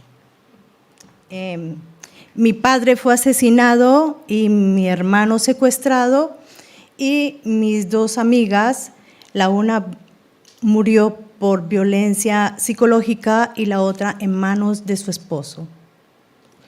My father was assassinated, my brother was kidnapped, and I have 2 friends that suffered domestic violence and so on. O sea que la violencia la he sufrido bastante, pero estoy aquí para luchar para que esto pare y no haya violencia, sino una sonrisa en cada persona, en cada familia y que estemos unidos aquí. So I could say that violence was in my own life. I know about it, but I'm here to stop it, to change it, and to have every one of us a smile. Okay. Para mí y para toda nuestra organización es un honor estar aquí e invitada por Lorna y Saf, que me han acogido como si fuéramos hermanos. Gracias a mi mentora Ada y todos los voluntarios que tengo aquí, que son muy importantes. Ellos, por favor, se pueden parar. Tengo un equipo maravilloso, el cual nos ayuda mucho junto a Jaime. I am very thankful to be welcome here, to Ada, who was the connection and is supporting us, and also to our volunteers. And please put your hands together for all of them. They deserve it. Tenemos más de 300 casos que hemos podido ayudar a las personas. Me siento muy feliz, pero el esfuerzo es de todos. Y ustedes hoy suman más en nuestra organización United Hearts, Corazones Unidos. We have already supported in a year, we are a very young organization, 300 people, 300 women. We are very proud of that, and we are here to continue. Preséntate ahora sí. Mi advisor es el que está siempre enfrente de la organización y de verdad muy feliz con Jaime. She's happy to have me here. And also I'm happy to be here. Thanks for inviting us. I was not really prepared because of their commitments. And as she already mentioned, and we already talked about PTSD, currently I'm experiencing PTSD. Please forgive me if I got blank at any point. Yesterday was not the best night. And you know how it works if you know how it works. I already learned about it's called Universal Peace Federation. So I will learn the name because I want to join it. I'm looking forward. So I would like to quote a couple of cases. I would like to quote a couple of cases because as I already learned that we like having stories. And I would like to share these stories to encourage people to fight back against domestic violence. It is possible with the right advice, with the right support, with the organizations like the ones are present here and our own organization. I have a couple of cases that I would like to quote because they are very, very important to me. Once in court for seeking possession order, landlord was seeking possession order. It was a Section 8. I couldn't do anything, just eviction, that's it. But I advised my client that she could get undue hardship, and instead of being evicted in 2 weeks, he could get 44 days. So she could save some money to pay also. She was in arrears with the bills.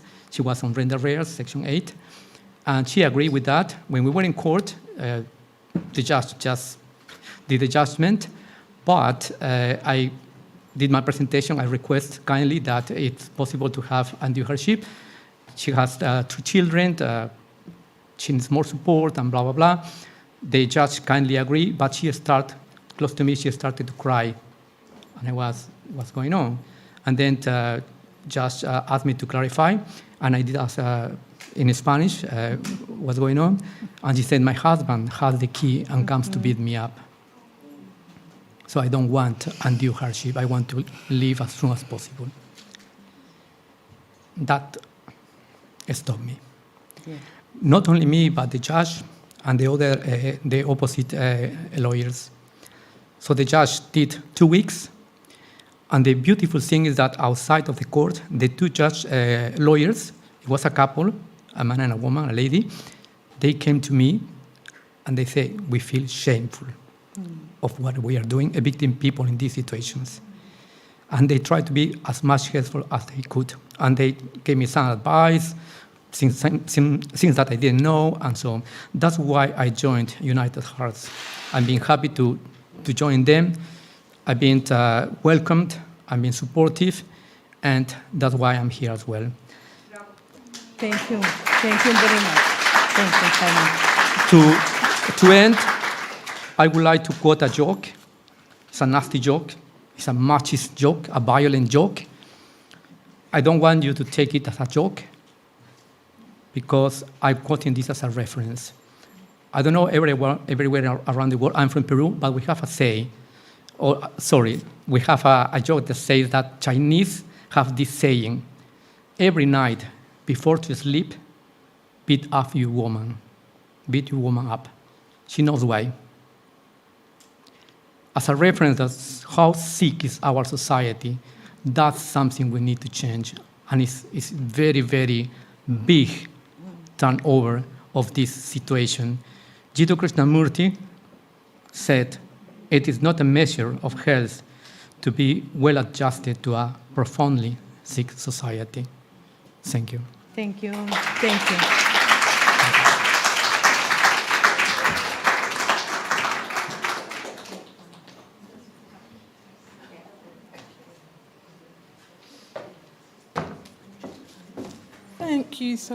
Thank you, everybody. That was very inspiring. We are going to have a short break now, a 10-minute break. And then when we come back, we'll pick up with, I just saw our patron turn up. So please, before we go to break, we'll just have Duchess Naveen come up and give us a talk. She's one of our UPF patrons.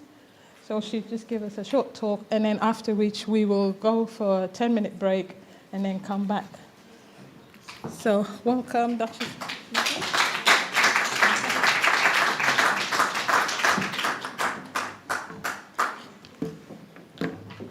Good afternoon, everyone.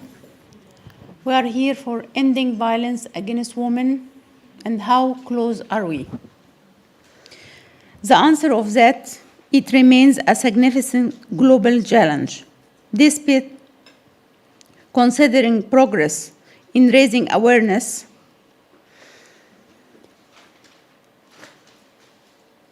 and strengthening legal protection over recent decades, several factors influence how close we are to achieving this goal, like precedent and gender norms, deeply rooted patriarchal norms and culture practices continue to fuel violence against women in many societies. Harmful traditions such as honor killing, female genital mutilation, and child marriage still affect millions of women. Changing attitudes, there has been progress in changing these norms, particularly through education, media, and community activities. Movements like Me Too and grassroots campaign, Grace Sempa, Women Voice, and so many other organizations have contributed to breaking the silence on gender-based violence and challenging culture accepting of abuse. Despite significant strides in raising awareness and strengthening legal protection, the fight to end violence against women remains a major global challenge. The issue criticized at alarming level, and the goal of eradicating it entirely is still far off. Several factors shape our progress. Globally, violence against women remains widespread. The World Health Organization reports that 1 in 3 women have experienced physical or sexual violence in their time life, often from intimate partners. While some regions have seen improvement, others, especially in conflict areas, are where harmful culture practices prevail, still struggle with high rates of abuse. Legal frameworks have improved in many countries, with laws against domestic violence, sexual harassment, and trafficking. However, weak enforcement, corruption, and stigma prevent many women from accessing justice. Culture norms that uphold particular views continue to perpetuate violence, with harmful traditions like honor killing and child marriage affecting millions. Governments have pledged to address this crisis, but inconsistent political will, insufficient funding, and competing priorities hinder progress. The COVID-19 pandemic escalated the issue, with reports of domestic violence surging during lockdowns. Despite these challenges, global movement and grassroots activists are making a difference. Awareness is growing, and more countries are strengthening their laws and service for survivors. However, the journey to fully end violence against women is far from over, and it will take sustained commitment to achieve real change. As our world becomes smaller and borders between countries rapidly fade, the need to unity and protect every individual grows stronger with diversity. Today, we come together with a shared aim to end violence against women. This global issue transcends diversity and knows no boundaries. It is a call for justice, dignity, and respect for all women, whom safety and rights should never be compromised.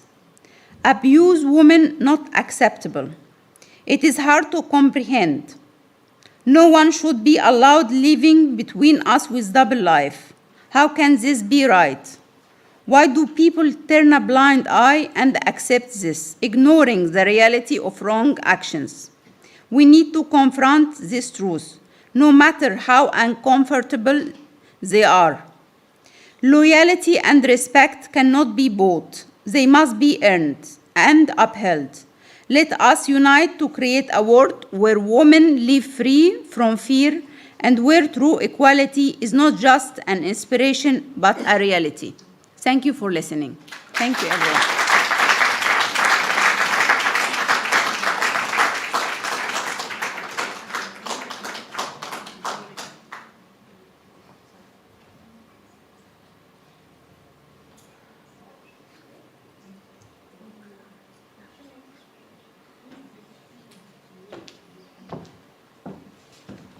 Hi, ladies and... Oh? Okay. Can I... Sorry, the problem's changing. Can I ask our speakers to sort of come up, and if we've got questions, we'll probably take 2 questions from the audience, please. Can we have our speakers come up, please? Briefly, and then after which we'll have a 10-minute break. So, Edith, Charlene, Omar, Nancy. Do you want to sit down? No, come on up. No, we'll do that after. What's the need is questions. Margaret. What's Margaret? Lovely to hear you. Thank you. So, can we have...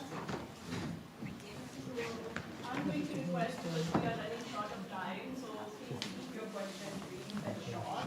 And if you have any questions, please raise your hand.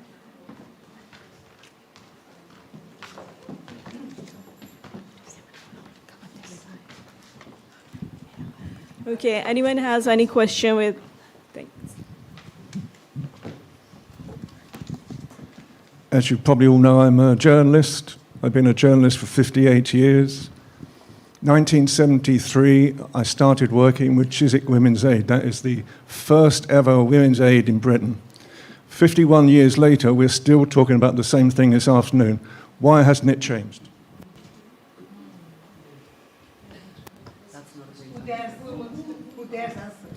Who? I don't mind going first. Okay. In my opinion, I believe that agencies are not working together, particularly when it comes to family courts. This is where everything's going wrong, and until everyone starts working together, we'll start to see a change. Okay. Anyone else wants to comment? Okay, please. Thank you. I could say that because as a society there is a split in society, the ones who rule society and people like us, I could say. And the ones who rule society, they have their own interests, their own agenda. I support fully the LGBT struggle, fine, I'm okay with that. But I believe that the next big campaign is going to be for the rights of left-handed people instead of tackling very, very important issues, crimes like domestic violence, like children abuse, sexual abuse. We don't touch that in any way. Okay, thank you. I'm coming. It's Duchess Al-Gamal. I believe the answer to your question as well is unity and everyone to have a voice. Can I make my own answer? You've got to change, ladies. You've got to change. Yes. I'm very passionate for women, but you haven't changed. You've got to start believing in yourselves. And if you don't, we'll be talking about this in another 50 years. And I'd love to come up and give you a few minutes to show you how to change. Okay, I have two more. And thank you, everyone, to have this beautiful ending violence against women topics. As an activist, immigrant, and international leader, I speak behalf of a lot of women. The reason we are still in the same position today, because as a woman, we not respect ourselves. We not put ourselves in front and educating ourselves. Thank you. And I have one more question. And then Thank you, everybody. That was a very inspiring conference. And I have a question that is particularly for Ita, perhaps, which echoes what you just said, Ramona, about how organizations do or don't work together. In 2000, I was the implementation lead for the National Service Framework for Mental Health for 2 London boroughs, ethnic majority boroughs.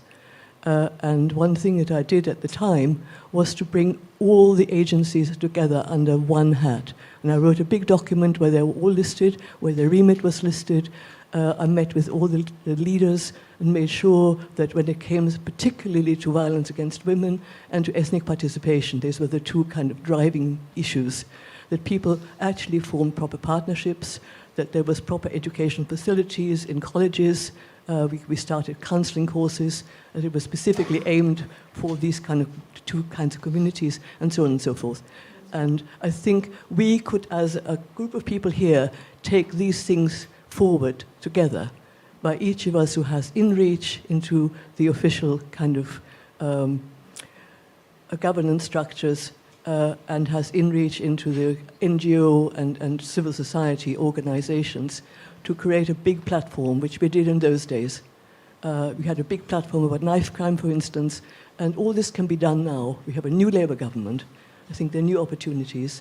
And also, Margaret, you, with your group, could take forward that, for instance, we edit what was said today and put it together in a publication and bring this out into the world and make UPF a leader in this field in London, or as a go-to place, you know, where the civil society can make their impact. Thank you. Thanks. I have two more questions, then I think we have panel discussions as well. My name is Aurangzeb, And I just wanted to ask you a very simple question, and you can just answer me in yes or no. Don't want to take longer. You mentioned the words LGBT, right? I also have none of problem, but I'm against of that. God created the man for women and women for the men. My question to you only, if you believe in it, do you agree that your daughter can be a lesbian or your son will be a gay person? Yes or no? There is not that answer, yes or no. I am not the owner of my children. Thank you.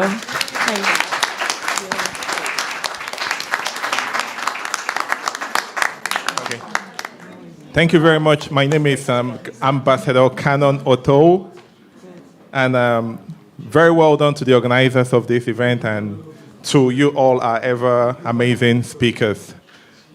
Mine is, I would say, a suggestion, recommendation, but I'll put it in the form of a question to pick up from the question veteran journalist asked. Is it fair to come up with more stern, severe policies for, men, people that have committed violence against women? Because we see that the policies, the laws are not so firm. We know recently when the prisons were trying to be cleared up, there was someone who had committed a crime against his wife, and they just freed him, they just let him go because they felt it wasn't a very severe crime. Even recently, I think last week, it's been on the news, someone that had killed his wife. We know that's not in UK, that was in Russia, but we know these things, the world is a global village. He had committed murder against his wife, and because he was in the military and he was willing to go fight in the war, they freed him. But recently, he had committed the same kind of violence against his current girlfriend. So we see that this is a pattern. If the laws are not so firm and people are penalties that let go easily, the cycle continues. So it's interesting to see that you all have platforms, your veteran lawyers.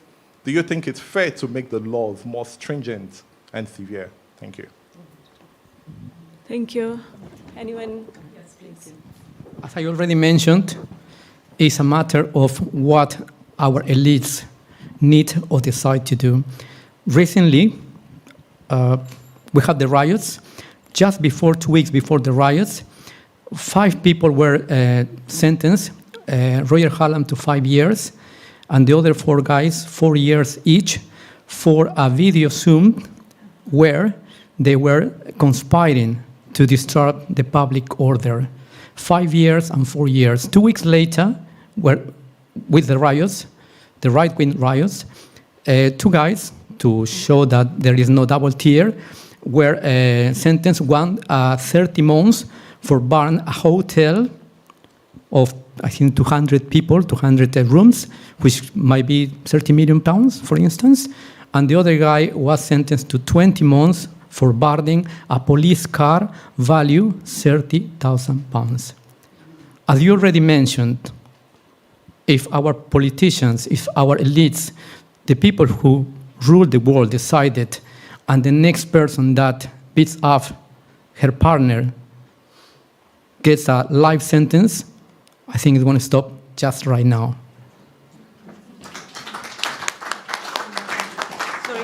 Before you say, it's really important for me to tackle Aurangzeb's question. It's a very, very important one. Would you like your children to be? The first thing about human rights is you don't have to agree with the human right to protect it. You can believe it's not right, but you must still protect it. If we want equality for all, if we want equality for people who are different from us, who have different beliefs, who have different practices, and we want our difference to be valued, then we must value every difference. And I hope you will take that away, Aurangzeb, today. Our children are not our property, as this gentleman said, and our children have a right to choose what they want to be. Thank you very much.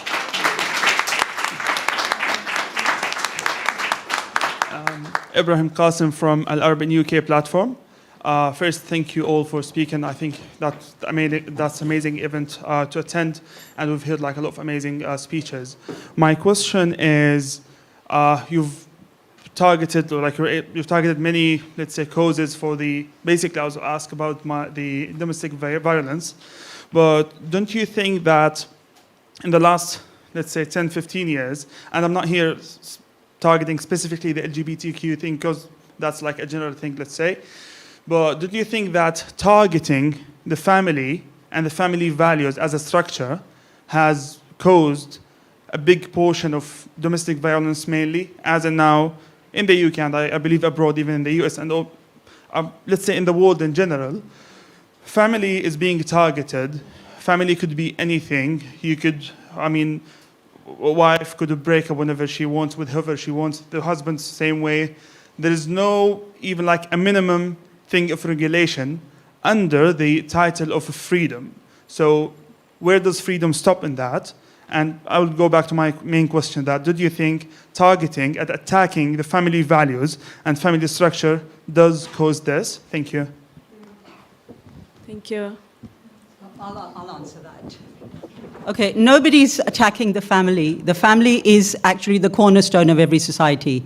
But what we have to understand is that families change over time, over centuries. And I'll give you the example of a case I did for a Middle Eastern man where he was trying to have contact with his child and he wasn't able to because he had been found guilty of domestic violence.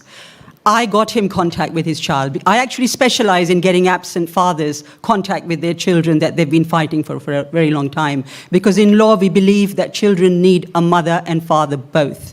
But that doesn't mean that the mother has to continue to live in an abusive relationship, continue to take violence from her partner for the child. She can separate and the family can still be a family.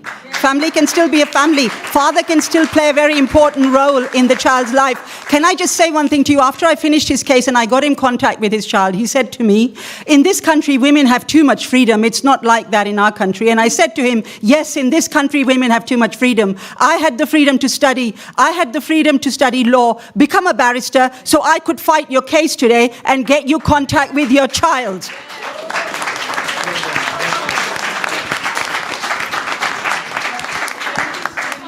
Thank you so much. We'll have questions after this. No, we'll have questions after this. We've got the panel discussions. Oh, because we need to have a break, and then we've got panel discussions. We'll have a break now, and then we have panel discussions where you can further ask questions after that. But thank you so much, everyone. Loving you. We'll have a 10-minute break. A 10-minute break, and then we'll come back.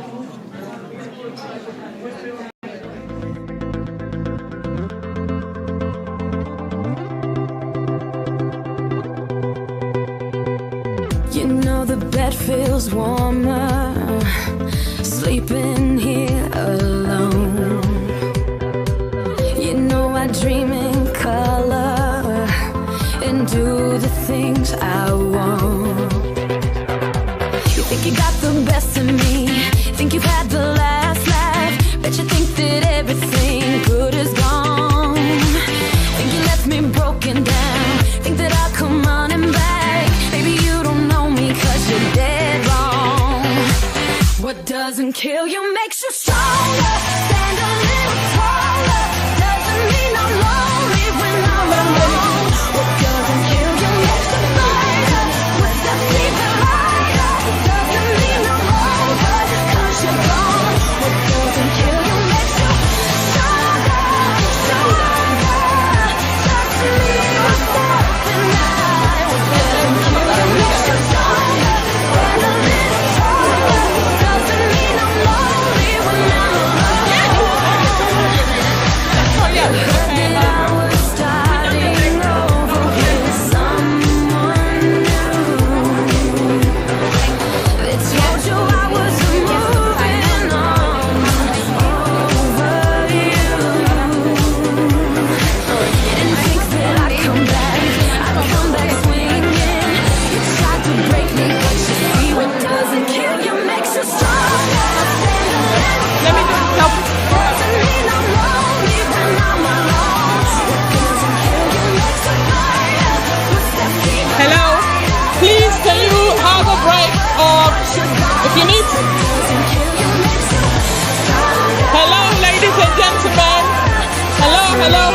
Please have a break.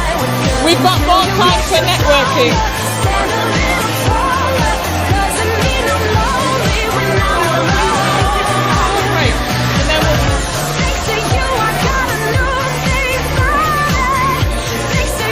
To have a break.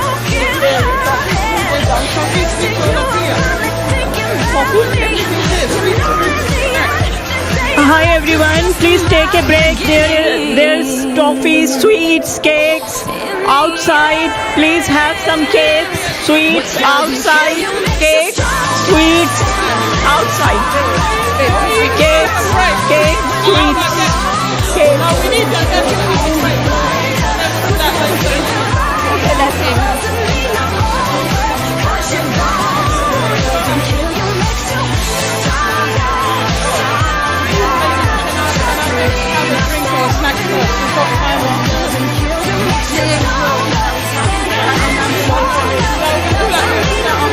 Please, can we have a break?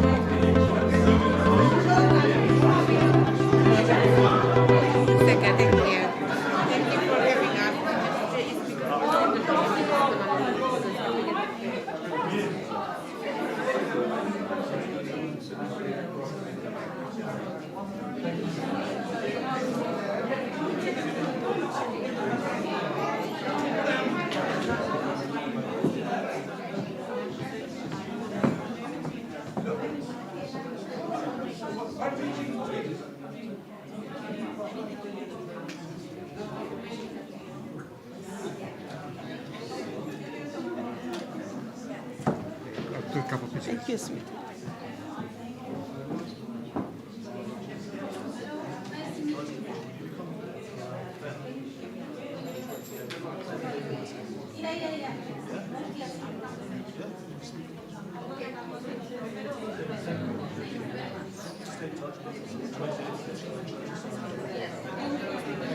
Now shake with me. Now shake and stick with me.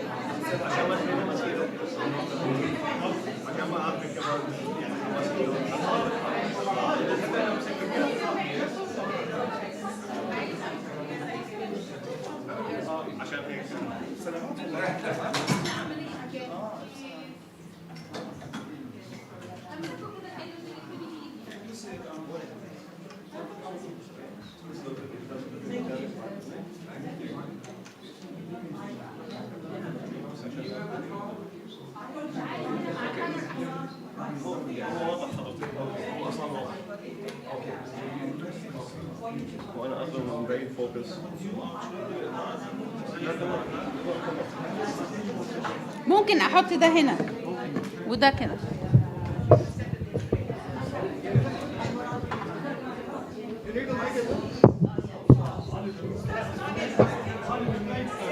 I close the mic.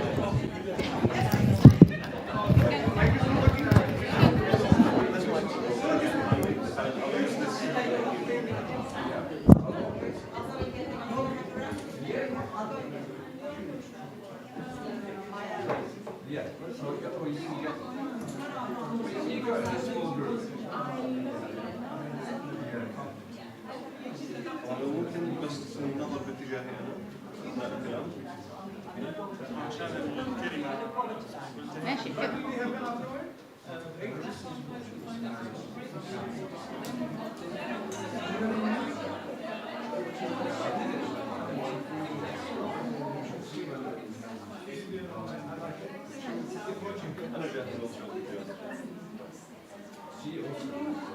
Inhale.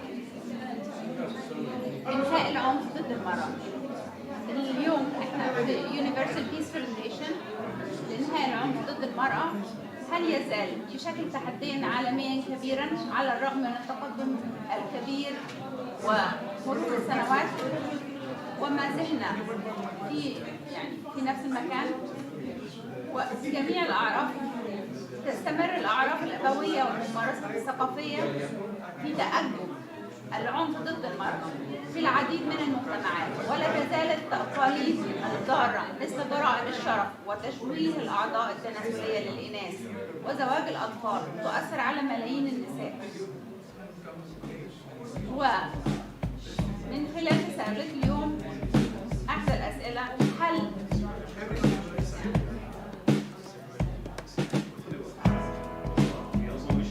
هناك تقدم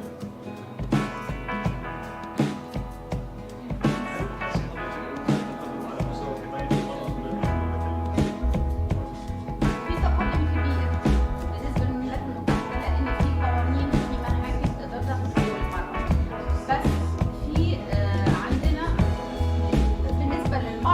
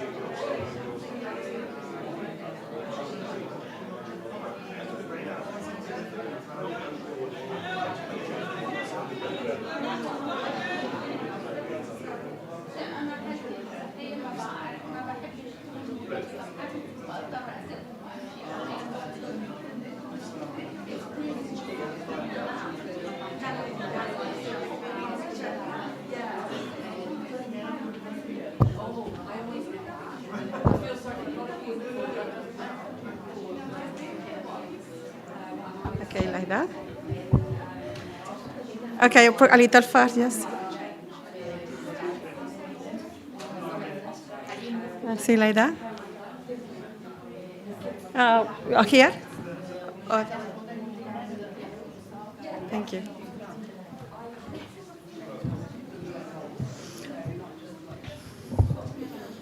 Like this. Okay.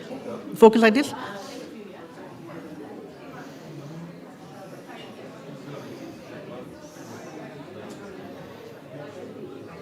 Done.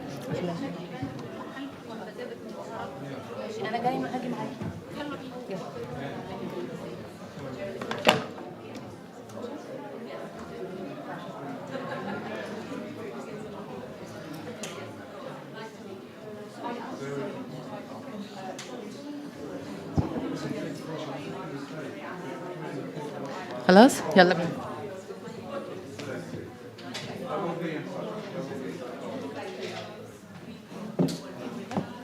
इसको नीचे कर लूँ.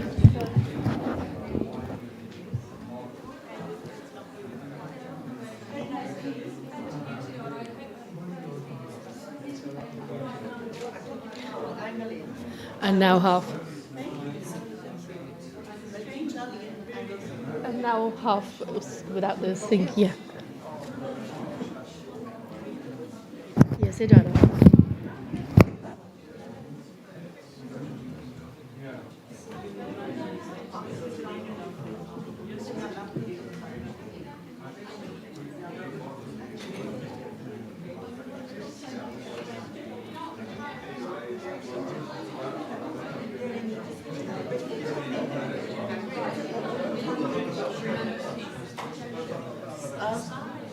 From the front.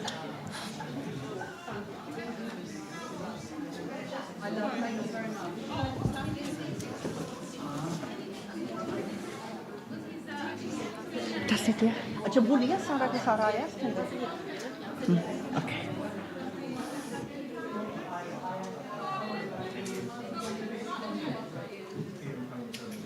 Yeah. Thank you.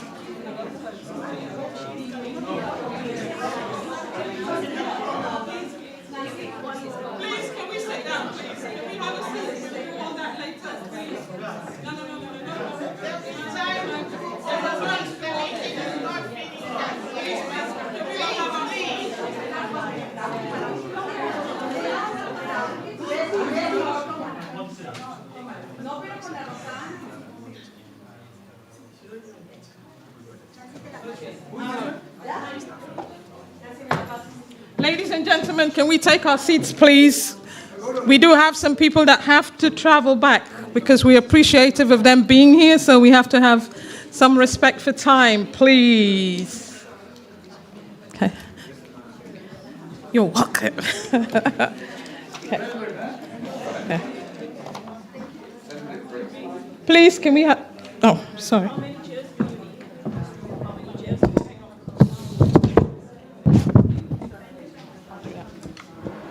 Just for, don't worry, I'll grab it. Can we please take our seats, please? Oh, Jesus.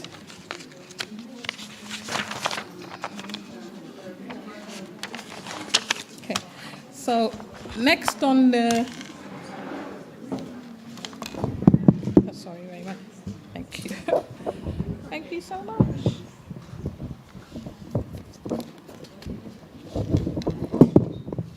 I saw it just now. Thank you so much, Raymond. Next, we are going to have an interlude. We've got Marisa di Muro, and she is an Italian soprano singer and songwriter, based in the UK, and has trained at Music Conservatoire Luigi Cherubini. Did I get that right, Marisa? In Florence, Italy. Over to you, Marisa. Thank you.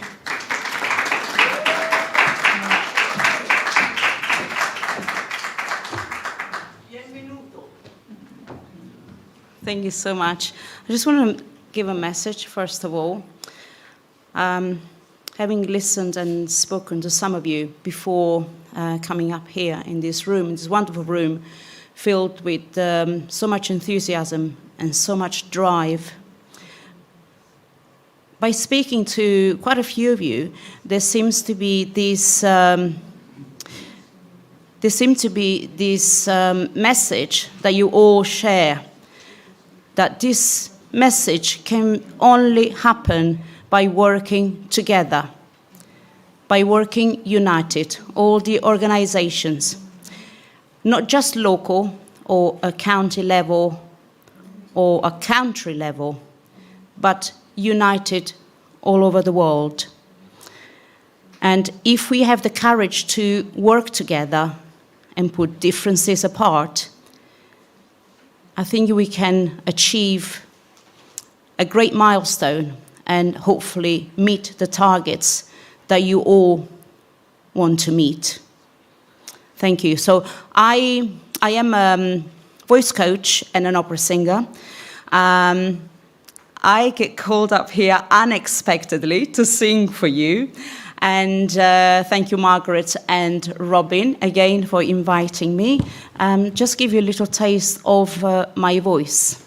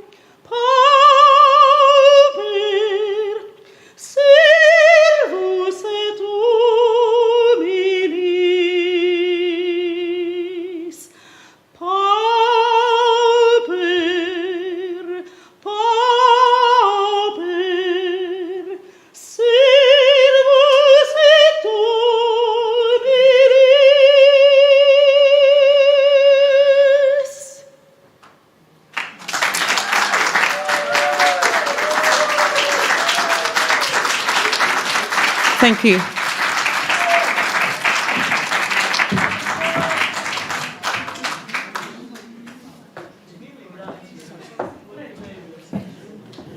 Next, we've got our first panel, and I'd like to invite one of our very own, Dr. Justina Mutale, who will be our moderator for this panel, and she will introduce herself. She wears many hats, and I don't think I'll finish if I start. You're welcome.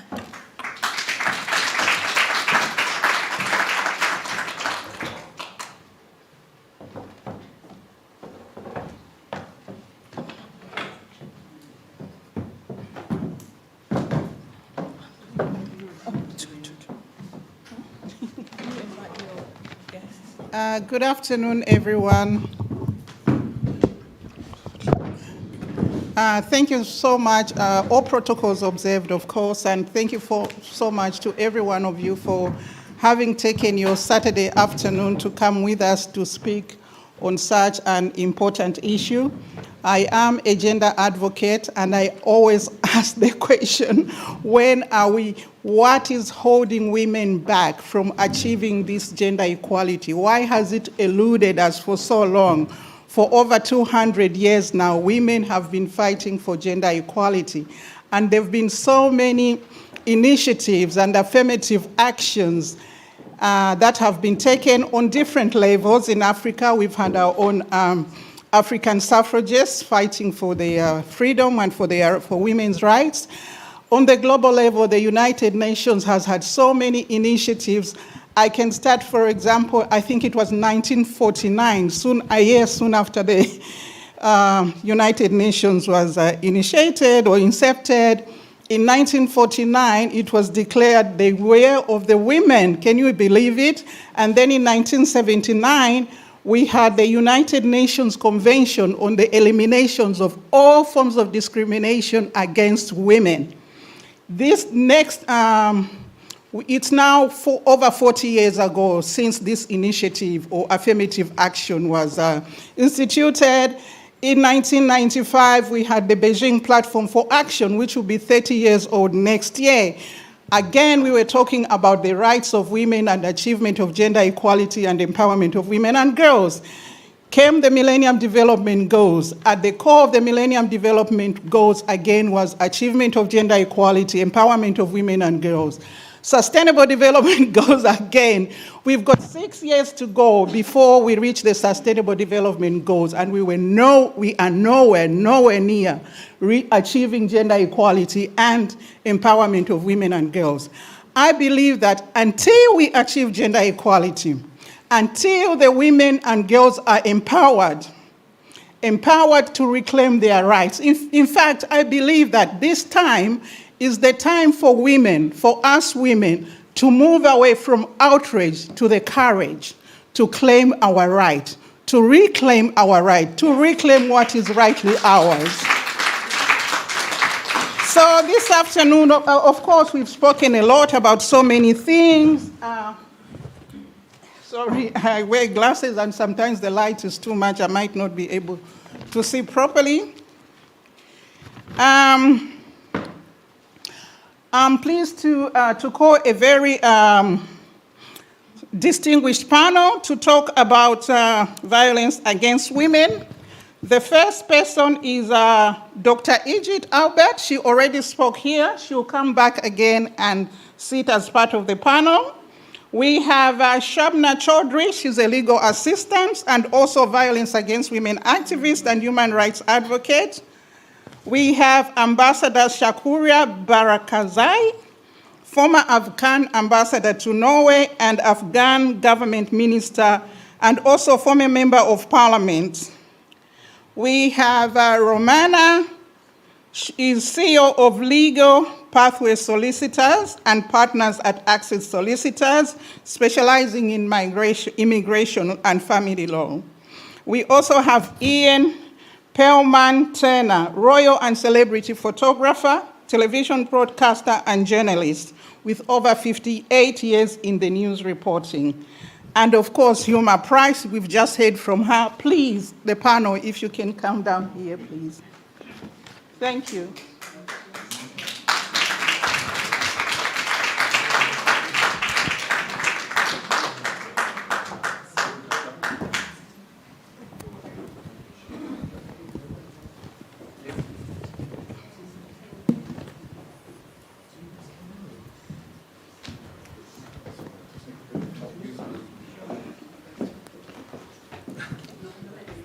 Balance is not as good as it used to with films.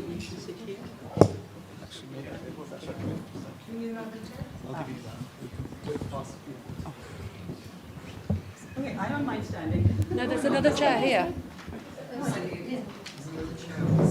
There's another one.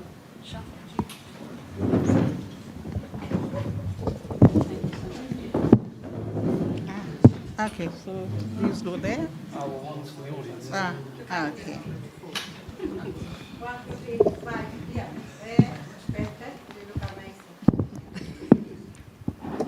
Okay.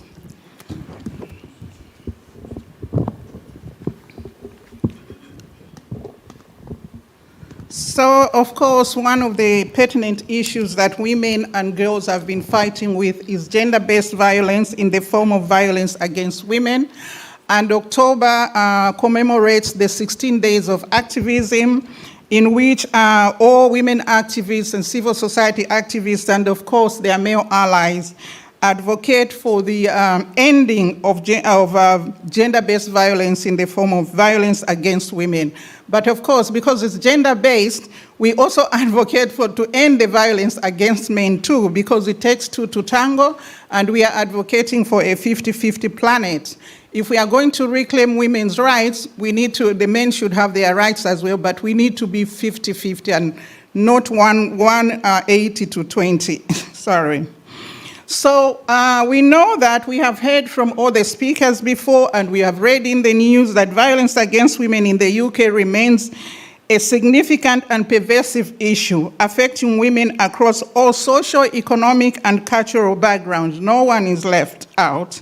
This violence takes many forms, of course, including domestic abuse, sexual assault, harassment, stalking, online human trafficking, female genital mutilation, and we can go on and on. It's in so many different ways. There is also financial abuse. Statistics have reviewed that nearly 1 in 3 women in the UK, and of course other parts of the world, will experience some form of physical or sexual violence in their lifetime, and normally from an intimate partner or somebody they believe loves them or somebody they believe they love. So domestic abuse being one of the most prevalent of these forms. So one wonders why, despite efforts by the UK government and various advocacy groups like ourselves to combat violence against women, there still remain significant gaps in both prevention and response. Law enforcement agencies are often criticized for failing to take allegations seriously, and conviction rates for sexual offenses and, of course, violence against women are notably very low. While we should acknowledge that there's been some progress, but the issue still remains deep-rooted societal problem that requires comprehensive action across legal, social, and cultural dimensions.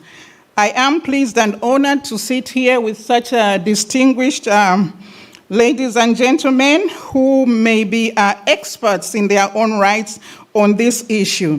And I know that once someone is taught to do is properly taught to do something, they'll properly do that thing. So do you believe that our police officers have been trained to recognize the early signs of abuse and how to intervene before violence escalates? And what support system do you think have been put in place to report violence in terms of both psychological and legal assistance? Any of the panelists can answer that, please. Okay, so I shouldn't have been here on this set, but I am now. My name's Rhona. I come at it from a very different angle to these amazing experts and some of the stories that we've heard. I'll pick up on a story that I went through recently about taking a prolific individual, a coercive individual, a bully and a narcissist through the legal system because I was taught that was the way to go. Not only was it hard to become a whistleblower, not only was it hard to put your head above the parapet on a big platform, because this individual had large numbers of followers, etc. What I found, sadly, at the end of it, that when we came out of the court system, along with others, we all won our cases. We had no legal representation. We didn't have any money, so we did it ourselves. Was that actually this individual will continue to do what he's doing because there are laws that essentially protect an individual to keep doing that.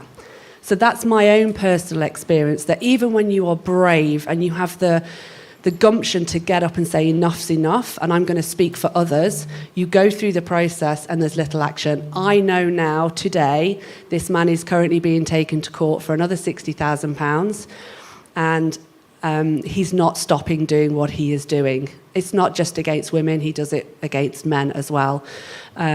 So I think there's definitely something to be said about being held accountable when you are taken through that traumatic experience of following the courts, which takes, it was actually a year ago today. Thank you. How do I answer a question like that? First of all, 10 years ago, I started working with SO15, which is Counterintelligence Metropolitan Police in London, to actually build bridges between communities and the Metropolitan Police because they felt they had no contingency plans at all. The figures are, I think it's 2% of rape cases ever come to trial. Women are totally afraid of coming up for not being believed. Their phones are taken away, their lives are taken away, their honesty is taken away. They are totally corrupted before they even come to court in the first place. So for me, I think the court processes need to change. That's point number one. I think a lot of communities need a lot more support from the police. And yes, there is racial inequality in the police as well. You know, I've seen it at first hand. One of my colleagues who was African got stopped by the police one night. And basically, he didn't inform them that he was a senior officer in the Metropolitan Police. And they almost broke him down. And he had to then, afterwards, report them for what they had done. It was racial inequality. So for me, this afternoon, I've got rather angry. Because I'm angry on all your behalves. I really am. I'm angry on all your behalves because I think women need to wake up. They need to sort of start seeing now that you have futures, that you have values, that you can overcome any problems at all. And I think when it comes to issues like that, I work with hundreds of women over the past 50 years.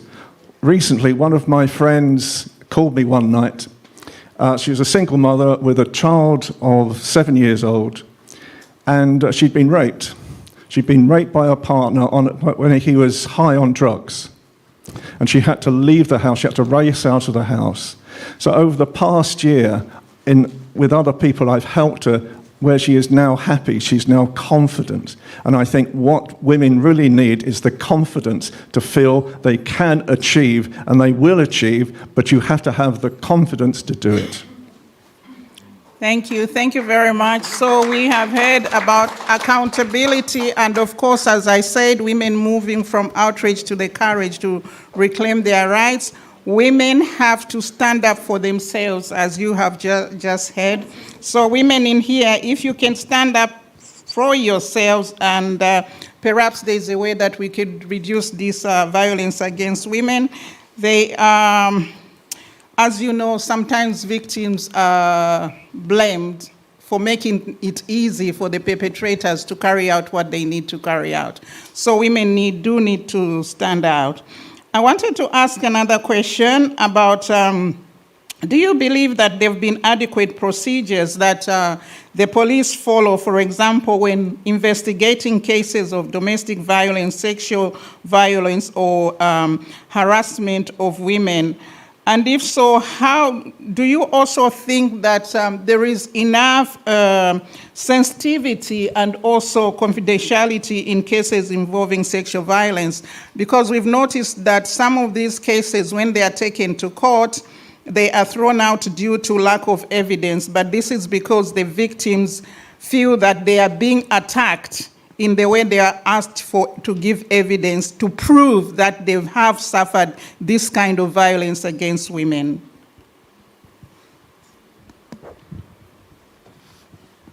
Thank you for that. I think I want to sort of answer your first question as well as your second question in this.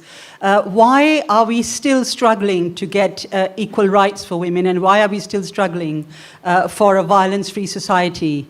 I can tell you very specifically from the point of view of Asian women, because I also practiced immigration before I went to do family law full-time, and I used to do a lot of asylum cases, and I was reading a report that was compiled in India and Pakistan about women, and I was absolutely shocked out of my mind to read that 87% of the women believed that if during the course of the day their husband gave them a slap or pushed them, it was fine and not something to complain about or to raise. I was absolutely shocked. Now, importing that into the UK, the same women with the same mentality come to the UK. And there is one very common practice in the UK. A lot of British Asian men who were born and brought up here go back to get wives because they believe that they can be... I mean, there are a lot of genuine cases where people fall in love, but there are some who go back... I have to be so careful what I say because the Bar Council can call me up for some of the things I say. So some of them go back because they believe that women from abroad will be easier to control.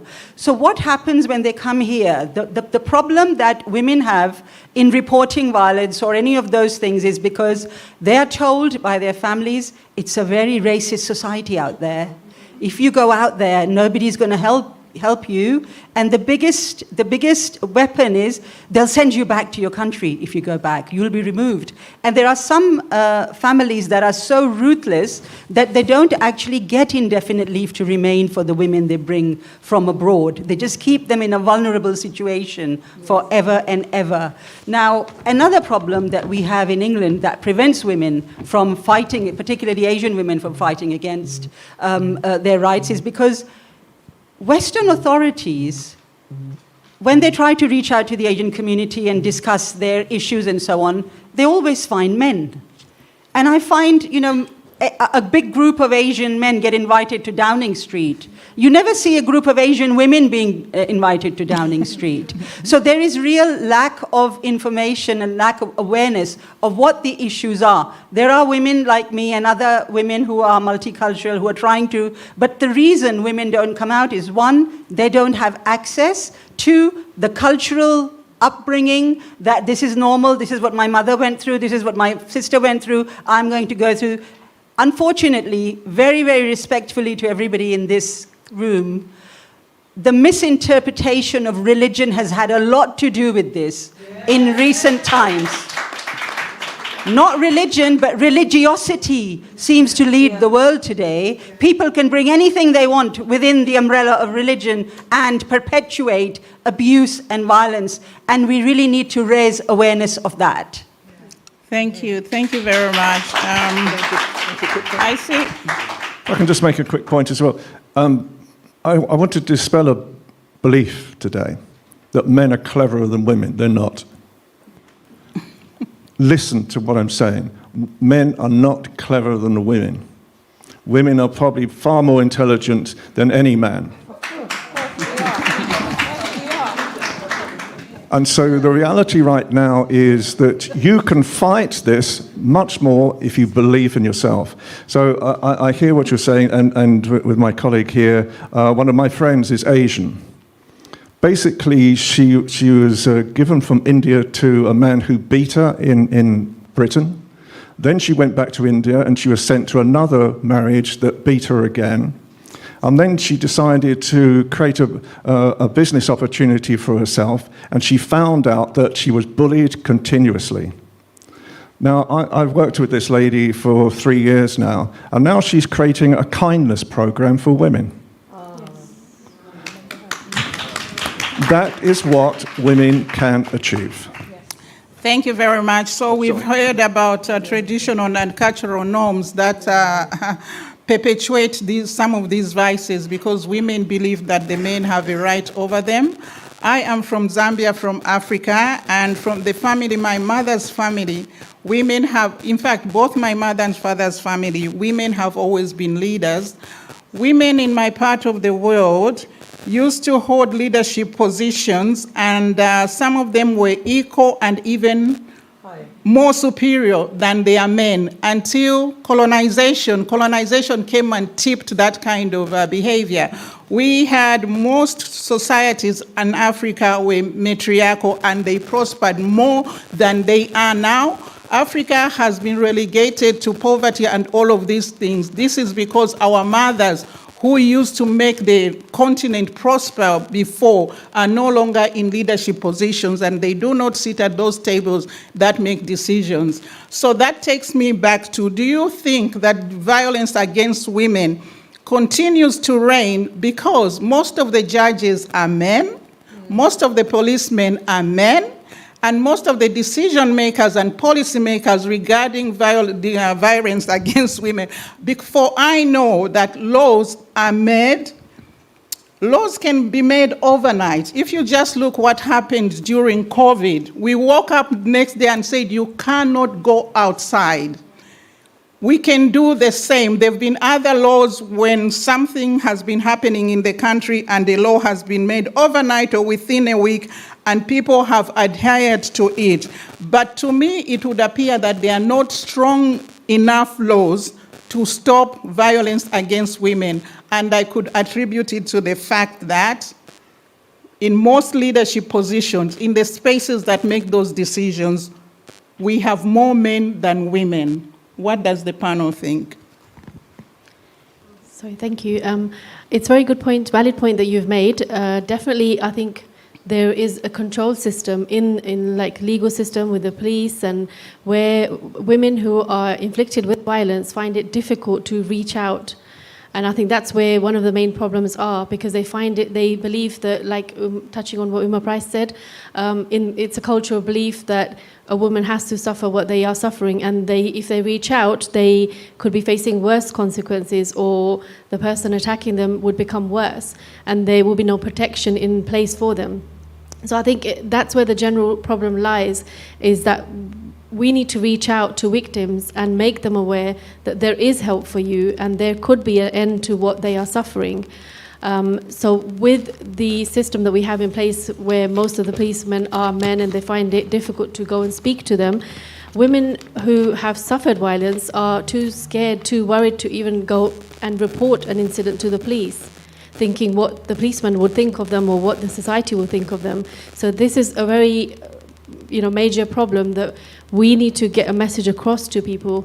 Talking about culture, there was a case around 3-4 years ago which came to my knowledge, but I was aware of the family, and the woman was suffering domestic violence. Her husband was an immigrant, and due to his immigration status being unstable, he caused domestic violence to the woman, who did share with her community, which she shared what she was suffering with a lot of people, but she didn't do anything about it. It was for her to take that step, and nobody could actually reach out and take her away from that environment. Unfortunately, after like good few years of abuse from her husband, she was murdered. And it was very, very touching that people around her knew what she was suffering, but nobody reached out to help her. Nobody made her feel that what she is suffering is not normal, and she can get help, she can get out of it.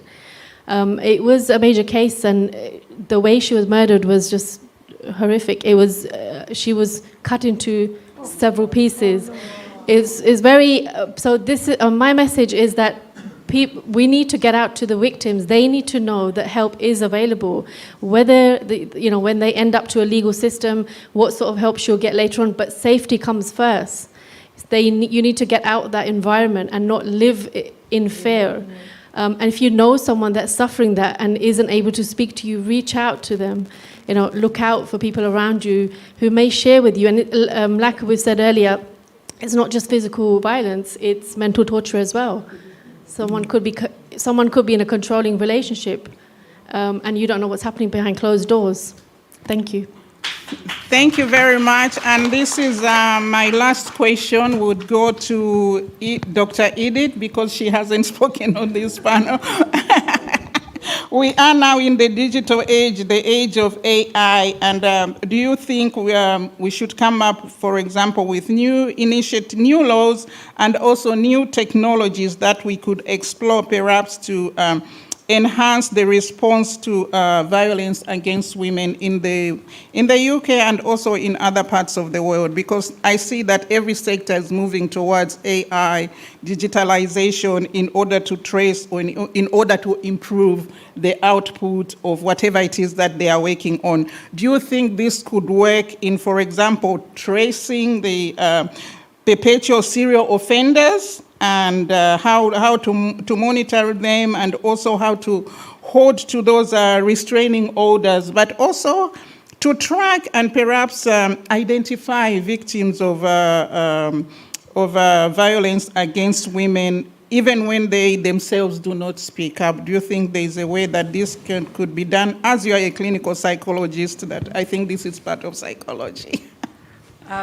First, I'll say amen. Actually, to be perfectly honest, it doesn't fall under psychology in the sense that it's not my area of expertise. So I want to kind of make sure that the boundaries of my knowledge and expertise, it doesn't fall under clinical psychology. But I actually think it's a very interesting one because I am also a mother for two girls and a boy.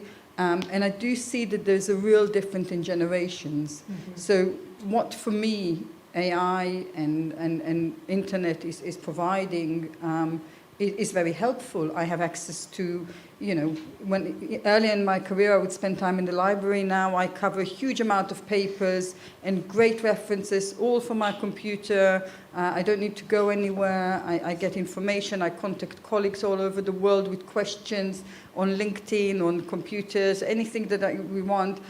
Wonderful information. We only learn, we only connect. And I can find my way around London as well. However, I see what happens with the younger generation, and I see what happens with kind of my youngest daughter particularly, and even between the children there's differences in generations. And that's horrendous, because what I see is how that generation, how they're portraying themselves on social media. And as a woman, as a feminist, it's really difficult to see that. All those TikToks that you see them singing and dancing in front of the camera, it's all very sexualized. It's all to consumption of the male gaze. They're not safe. And we are having to deal with it. And it's and it's frustrating to see that. So yes, it would be great if there's kind of systems to prevent these things from happening, to protect them, to protect also victims, and to improve on these things. But unfortunately, I think the algorithms that sends me the right information and papers and updates on the recent research send my children different messages. So not as a psychologist, but as a mum here. Yeah.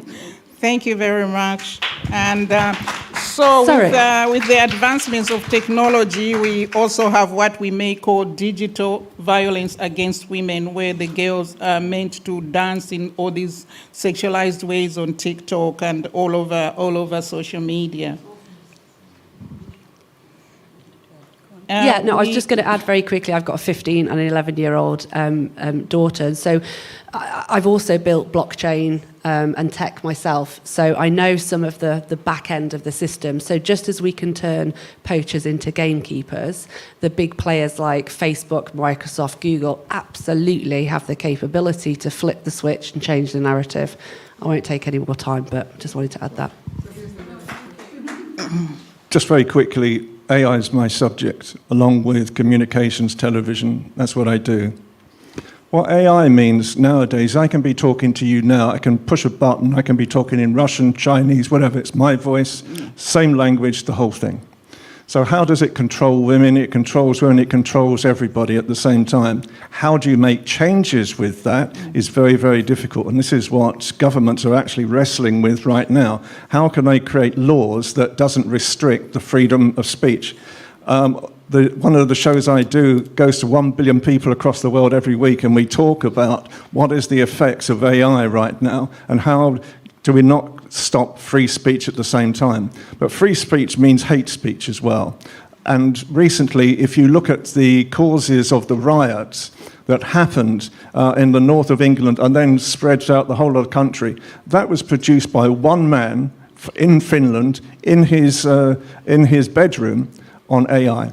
And he spread the rumours that caused the riots right across the country. 1,000 people are now in jail because of it. That's the effects of AI. Yeah, we saw that, of course, with the Arab Spring as well. All that was done through Twitter and just sent the whole of the Arab world into what we are seeing now. So thank you very much to the panel, and we'll now have a few questions from the audience. I just want to be specific. We are asking for questions. Please do not stand there and start lecturing us.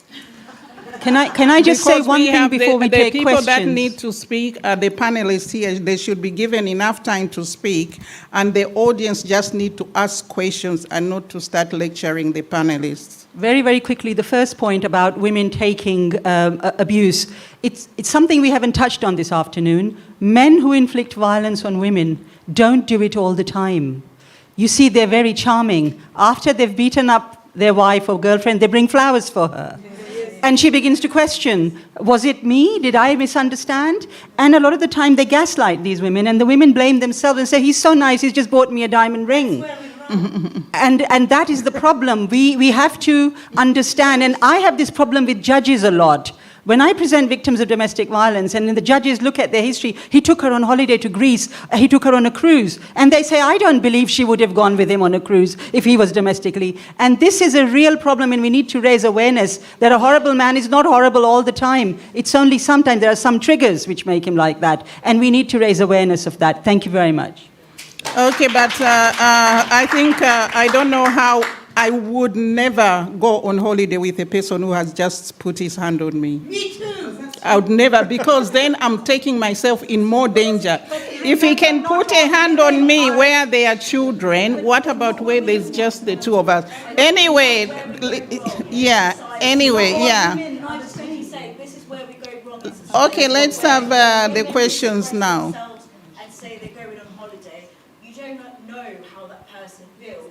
So when we have different experiences, in yourself, if you would never put yourself through that, it doesn't mean that others cannot. That is true. Yeah, this is what we need to understand as well as a society. So if someone expresses themselves, if you can't understand how that person could put themselves in that position, I would hold back in giving that opinion. Okay, so are we then saying, because we are going back on our word, because we just said, as he said, as I have said, women need to fight back. So how are we going to fight back if we are going to be letting this continue? If we are going to be giving excuses for this to continue happening? Because if we put a stop to it ourselves, then a stop will be put to that. Fighting back requires community. If you can't do that by yourself, you need a community to help you, to give you that strength to be able to fight back. Yeah, if I just add to that comment. Thank you. There are women who don't realize that they are being... There's women who don't realize that they are being abused. Yes. I have got a colleague who is is a senior person within the United Nations. Until she joined that firm, she did not realize she was going through an abusive relationship. So it's how we can raise awareness, and for you guys that are in the legal team to help us put workshops together on how we teach women to gather evidence to make your jobs easier. That's my bit. Thank you. It's going back to that point. It's society, it's not just women, it's a responsibility of all genders. It's a societal issue. We're hearing here women who are educated, who are professionals, who are not going through a cycle of abuse, who are talking about taking whistleblowing cases at work. We see this time after time. We see it in an organization like the NHS. This is not necessarily about sexual abuse. This is about misogyny in the workplace and bullying. And what we're seeing is the organizations are not supporting them. We're seeing them going through the process. Those processes are detrimental to their psychological well-being, to their families, to their career.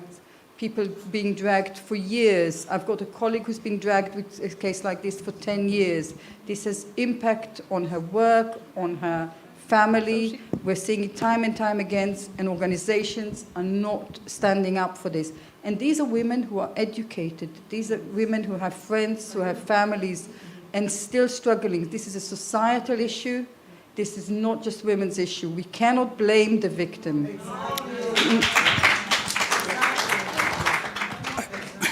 Okay, so we need to change our mindsets on how we look at these things. Of course, we all think differently. We all look at things differently. And as they say, there are so many ways to skin a cat. Okay. Yes, very quickly. I just wanted to sort of put something in the ring, which echoes actually what you've just said. And don't you think that actually we are dealing with a much bigger agenda, where there is at the basic level psychological and physical violence. At the next level up you have cultural violence, where the patterns and systems of oppression actually keeping people from recognizing what's happening. And at the next level up we have structural oppression, structural violence, where the systems of governance, the systems within institutions, within business communities are all structured on an old pattern that is still discriminating systematically against women having equal power. What do you say to that? I'll answer quickly because I do have to dive for a train, if that's okay. Firstly, I'd like to say I'm a huge advocate of systems change. Where there is a problem, you scratch the surface. There's root and cause and effect. I absolutely do believe that this is a bottom-up and top-down issue. And I'd just like to leave the audience with, we are 51% of the world's population. Exactly. What is the worst that's going to happen? And I think the systems change comes from a fear of change and a fear of what if. So we can solve any problem with what if. Women are bloody incredible. We can multitask, we can give birth, we can solve problems. And yes, we get things wrong. But actually, it is about systems change. And I think there's a fear from a minority of those in power about what would happen if we had equal rights. Oh, yes, you definitely all be Zambians. It's been said before that if Eve, as one woman, could turn the world upside down, what can a whole group of women, the whole 51%, can definitely turn the world right side up. And this is where we get rid of all these discrimination against women. We can easily achieve our gender equality if we made those decisions, if women sat at those tables. Women sat at those tables to make the decisions, to make the policies, to make the rules, to make the regulations, to make the laws, and to ensure and monitor those laws. Definitely will turn this world right side up, and women will have their freedom, we will have our human rights. But it will be up to us. As you know already, there's institutional discrimination. And this is because we are 51% of the population, but in most high-level positions, for example, I'll say like heads of state, we've just been to the United Nations General Assembly. Only 20 women spoke there out of 193 member states. We've only got, 7%. We've only got 7% of women as heads of state in the whole wide world. Look at the G20, how many women do you count there? Look at the G7, how many women are there? So don't be afraid as women to wait for other people to make these decisions for you. The last thing I wanted to say, just last year, the World Economic Forum, was it last year or the year before, said it will take another 134 years because we can achieve gender equality. Who is setting that pace? Can I ask, or can I actually sort of say as a man, what I think? You talk about all the stratas, and you talk about all the things that are necessary. I think the thing that's necessary is to teach girls at school how to be strong, how to survive, how to create values for themselves, how to teach respect, how to actually show that they can be a businesswoman as well. And I think until you do that, all the other stratas mean nothing to you. You know, I get angry for women. I love women. I love womanhood. I want women to win. But at the moment, you're sounding like losers. And I throw that into the arena as well, because what I want to see right now is women believing that they will make change, not can make change, will make change. And not wait for that change to be made for them. There are some women in this room who are like that already. Great. We need more. Okay, one more question and that's it. Can I take the microphone so everybody can listen me? Thank you. 1 minute. I just want to put focus on the power of collaboration, because in the end of the day, it's not about women who has education or don't have education, or because there is a woman who have, they are professional and they are quiet, they don't say nothing because they feel maybe they feel shame that will happen in their private life. So the thing I want to say is basically that how we can recognize, or what is the thing that you can see in a woman who is abused, not only physical but also mentally. Because if we all collaborate, if we can identify someone who is suffering of the abuse, so we can help them. So we know how can help each other. So I would like that you tell us how we can recognize a woman who is suffering of the mental or physical abuse. Thank you. Just one more, the lady, that's the final question.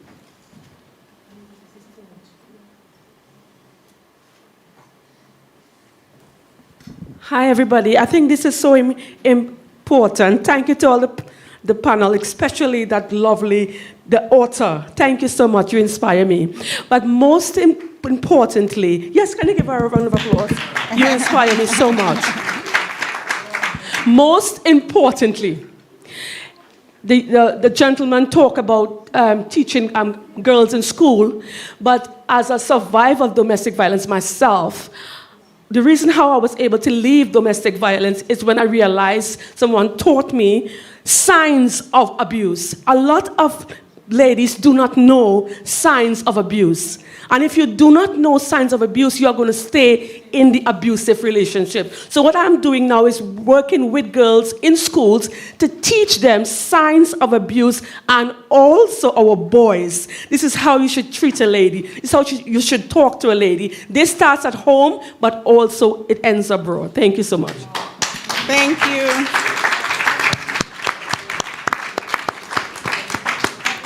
Thank you. So we have covered societal issues, traditions and cultures that perpetuate these laws and institutional discrimination, lack of deficit of women's wealth at leadership level, and of course empowering women and girls to have that unshakable self-belief that they can be who they want to be. Then they could also try to stand on their own 2 feet until such time that they can find a partner and how to live with that partner, and recognize, of course, the signs of abuse and signs of violence and what the future holds, taking into account AI and technology and, of course, mindset change. I think the most important thing, more than anything else, is to change the mindset. Can I just make one last point? I'm going to challenge Margaret now. She challenged me. I want to change the F from federation to fulfillment. I want it to become the universal peace fulfillment for women. And what is stopping you? What is stopping you? And we can actually create globally across the world. You know, I would say to a woman, if that man hits you once, you either take him out of the house, or you go out of the house. Exactly. Because I have not been that treated such as this person, in my opinion. That thing, those things, they... Margaret, maybe you should stand up and let everybody hear what you've just said. Start from the things beginning. that you do, you get. it makes you another person, you know? So therefore, I cannot say, why didn't you do it? You know, it's to have to help them. That's the point I'm making. The point I'm making is to create fulfillment for women, they have to feel respected, and they have to feel as if they've got the strength to do it by themselves. Exactly. Once women know that they can do it by themselves, and so we can actually, with your help as well, talk right across to women across the world and teach them how to survive, how to thrive. Thank you. Thank you so much. Thank you. Thank you. Thank you very much. Thank you. Thank you.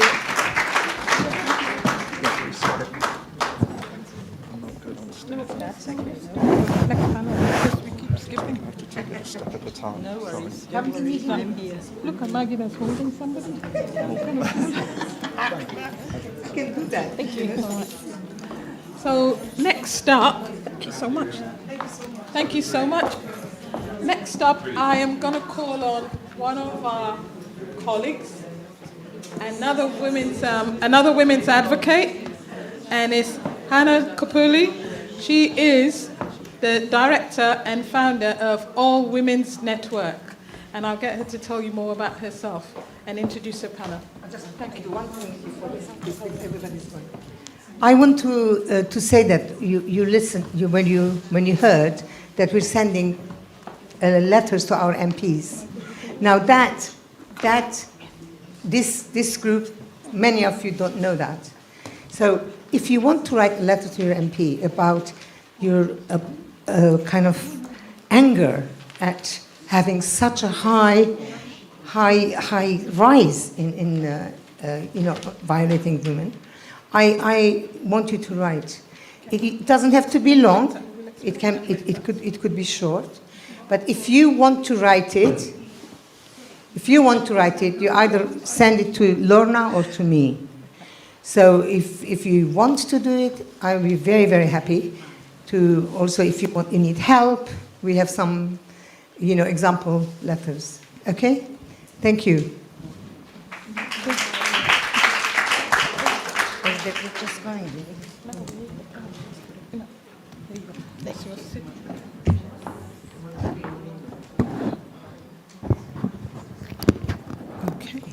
Hi, good afternoon, everyone. I'm Hannah Kupoluyi, the founder of All Women's Network. And so my network is actually dedicated to women who are facing socio-economical barriers, abuse, as well as financial challenges. And so what we do is we actually put together workshops, training, and personal development program to be able to help them, to give them the opportunity to have confidence, as well as to be able to rebuild their life. So I'm a business coach. I'm also a speaker, as well as a podcast host and a mentor and a trainer. And so I'm very passionate about fostering growth and resilience in the women that we support. In addition to my work, I'm also a foster board panel where I assess fostering applications to ensure that children are placed in a safe place. And so it's all about really speaking on violence against women today. And so we are so privileged to have such a wonderful, esteemed panels of professionals. And so each of them will be bringing a unique insight and expertise to this crucial conversation. And today we have a panel which includes human rights activists. We also have experts in domestic abuse prevention, as well as, advocates against human trafficking and UN Peace Federation ambassador. And so without further ado, I would like to introduce to you my wonderful panel speakers. So first and foremost, I would like to invite the wonderful His Excellency, Dr. Saf Berksey. Please give him a round of applause. You're welcome. And also, I would love to also introduce to you Rumi Dooley, who is an interim chair at London Refugee. Please give her a round of applause as well. I would also like to invite Jamie, who is actually from the United Hearts organization.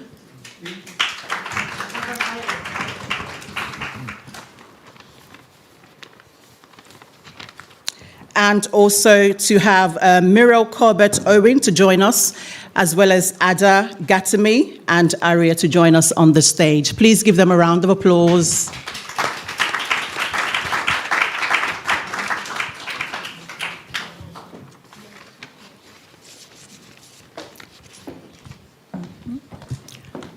Okay.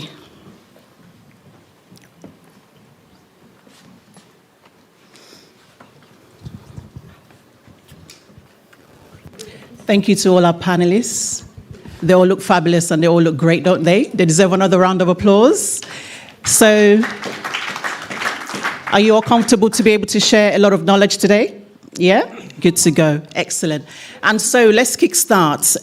When we consider the scale of violence against women, it's important for us to actually recognize that the problem is there. And the problem is not just confined to the region or to groups. So in the UK alone, domestic abuse statistics reveal that violence is an everyday reality for thousands of women. But we must also consider the underreported cases. And so this brings me to my first question, which is, what is the current state of violence against women globally? And in the UK, how prevalent is the issue across different social, economic, racial, and age group? I will start with Rumi. Okay, I'm Remy, Remziya Douli. I'm Kosovan. I work with mainly with refugees and asylum seekers from Kosovo, Albania, and the whole of Balkan region. I'm also an interim chair for the Advocacy Refugee Forum, which is mainly represents refugee organizations in London. In 2020, we published a report as part of Refugee Council in London called Full Circle, and out of it we created a documentary later on, which was screened here last year during the 16 days, raising awareness around 16 days against violence towards women and girls. And we had lived experiences, women sharing their own experiences from 3 different countries, Africa, Kosovo, and Albania, escaping violence and hoping for sanctuary in UK. Yeah. So the feedback there was that they were escaping. It could be domestic violence, it could be human trafficking, modern slavery, and when they came to UK hoping for sanctuary, in fact, they're in opposite. They were continuing to be abused, and it could be through the medical system because the medical staff will not understand the cultural differences.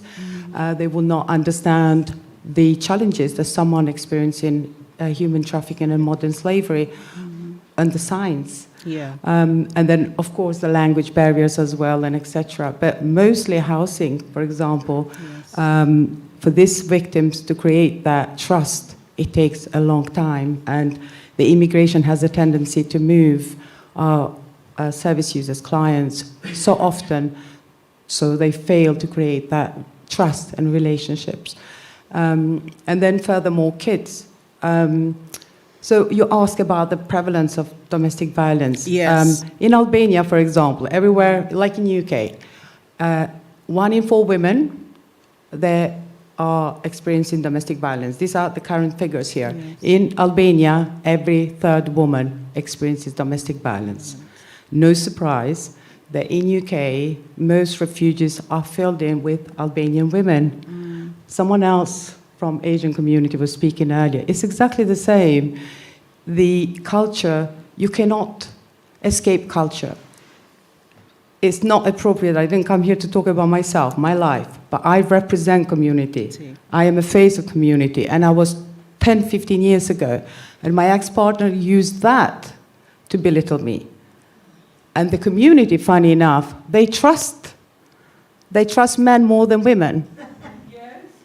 So whether it's down to us or it's actually the lack of educating the whole society about the importance of equality, because when you think of perpetrators, there are about 40% of perpetrators that reoffend. Yeah.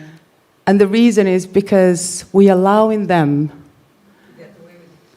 in a way, but also we're not doing anything about it. For example, programs for perpetrators, they're not as, we have a lot of programs to empower women, but there is not much to empower young boys and to prevent men from reoffending.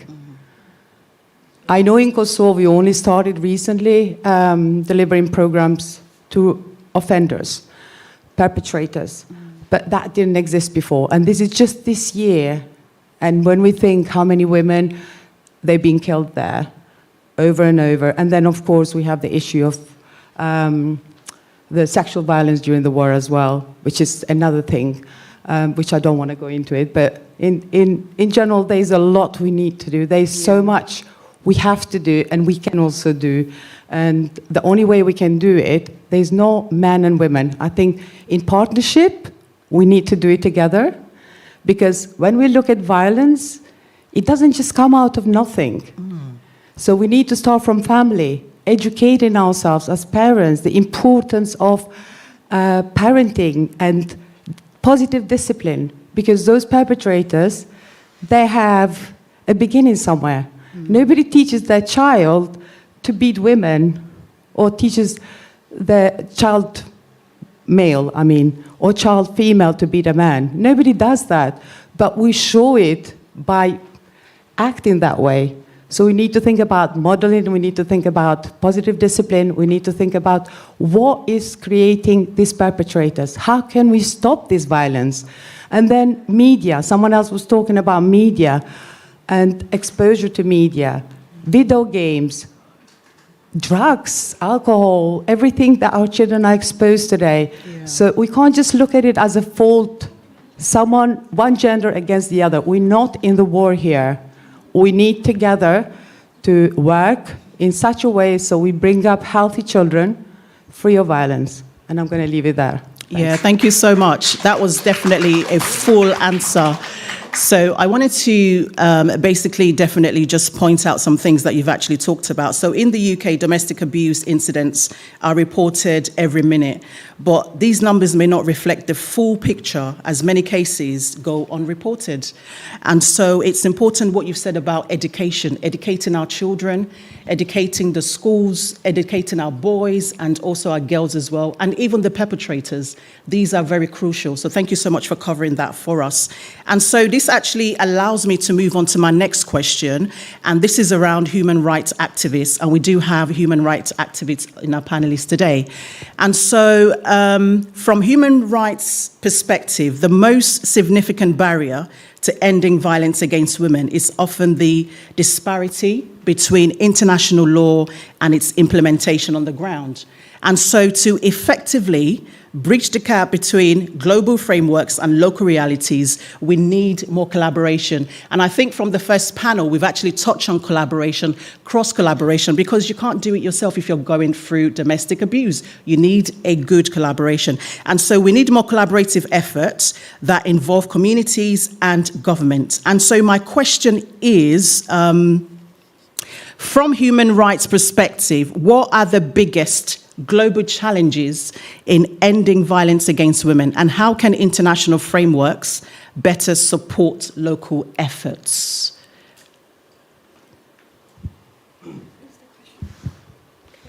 Hi everyone, I hope you're all well. My name is Arya Timuri.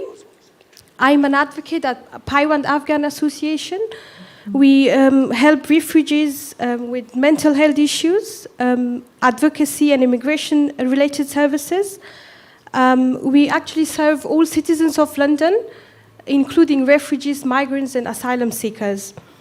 I won't take much of your time today. I'm from Afghanistan, and I would like to take you to Afghanistan for a few minutes with me. Imagine living in a country that girls' education is banned. Afghanistan is the only country in the entire world where girls are banned from attending secondary education and also higher education. Form a picture of yourself having daughters and sisters and being unable to send them to school. The new government in Afghanistan prohibits women from leaving their homes without a male chaperone. Even if there is a man in a household, it still feels terrifying to depend on someone for stepping out of your home. But what if there is no man in a family? I appreciate the international organizations' collaborations for gender apartheid for gender apartheid recognition in Afghanistan.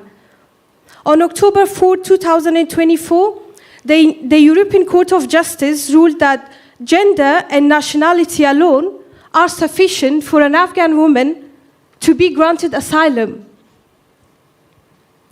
I thank all the institutions and activists that support Afghan women who evacuated and live outside Afghanistan.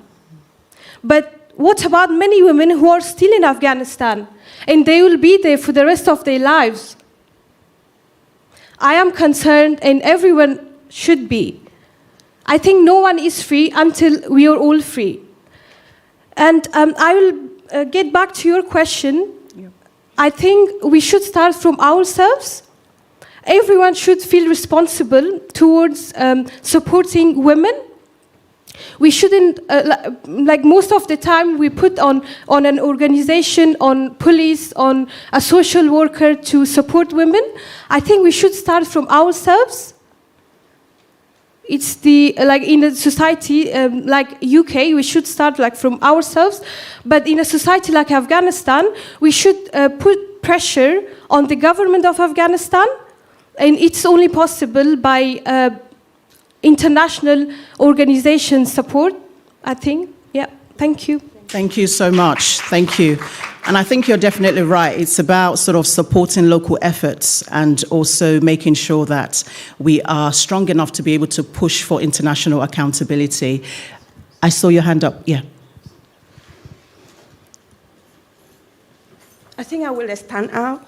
I really, I feel too much going on here, and I really like the topic. Mm-hmm. As an activist myself for women, human rights, and a victim, that I was myself there, I'm a survivor. For those who know me, and for those who really know me, so my name is Ada Garteman.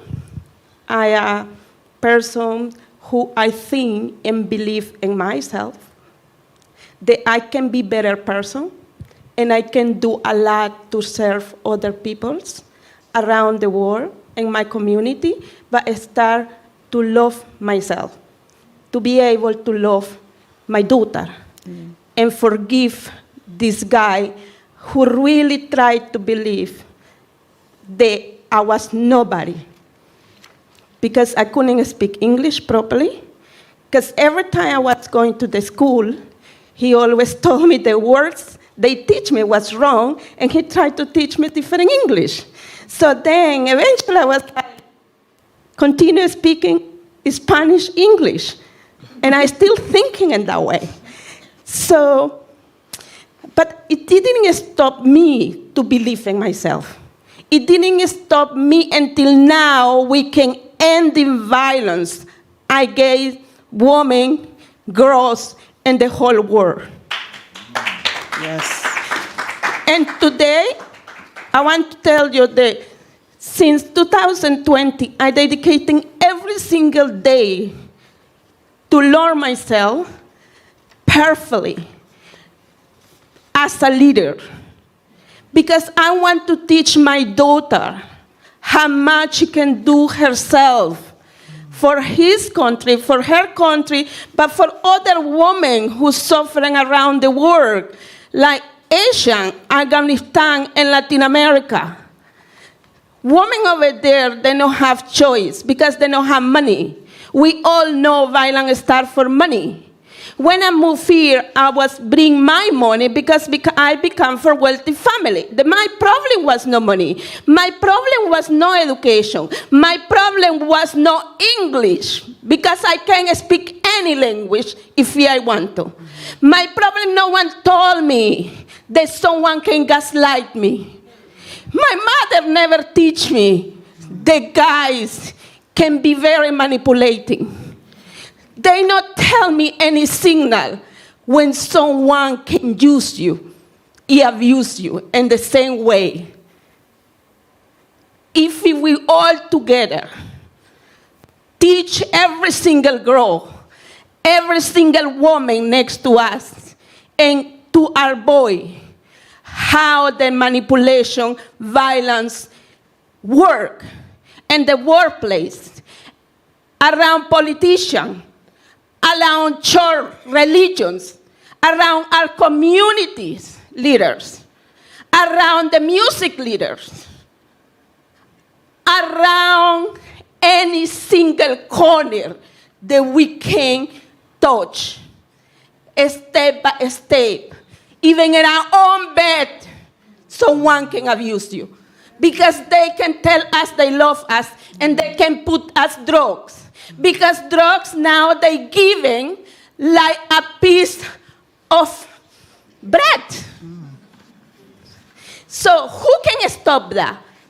No one can stop that until we stop ourselves with our organization. I have support for a lot of people, even here. They know how much work daily. Because I believe to empower women is the change for generation. The leadership is important. The healing of the woman. To step up.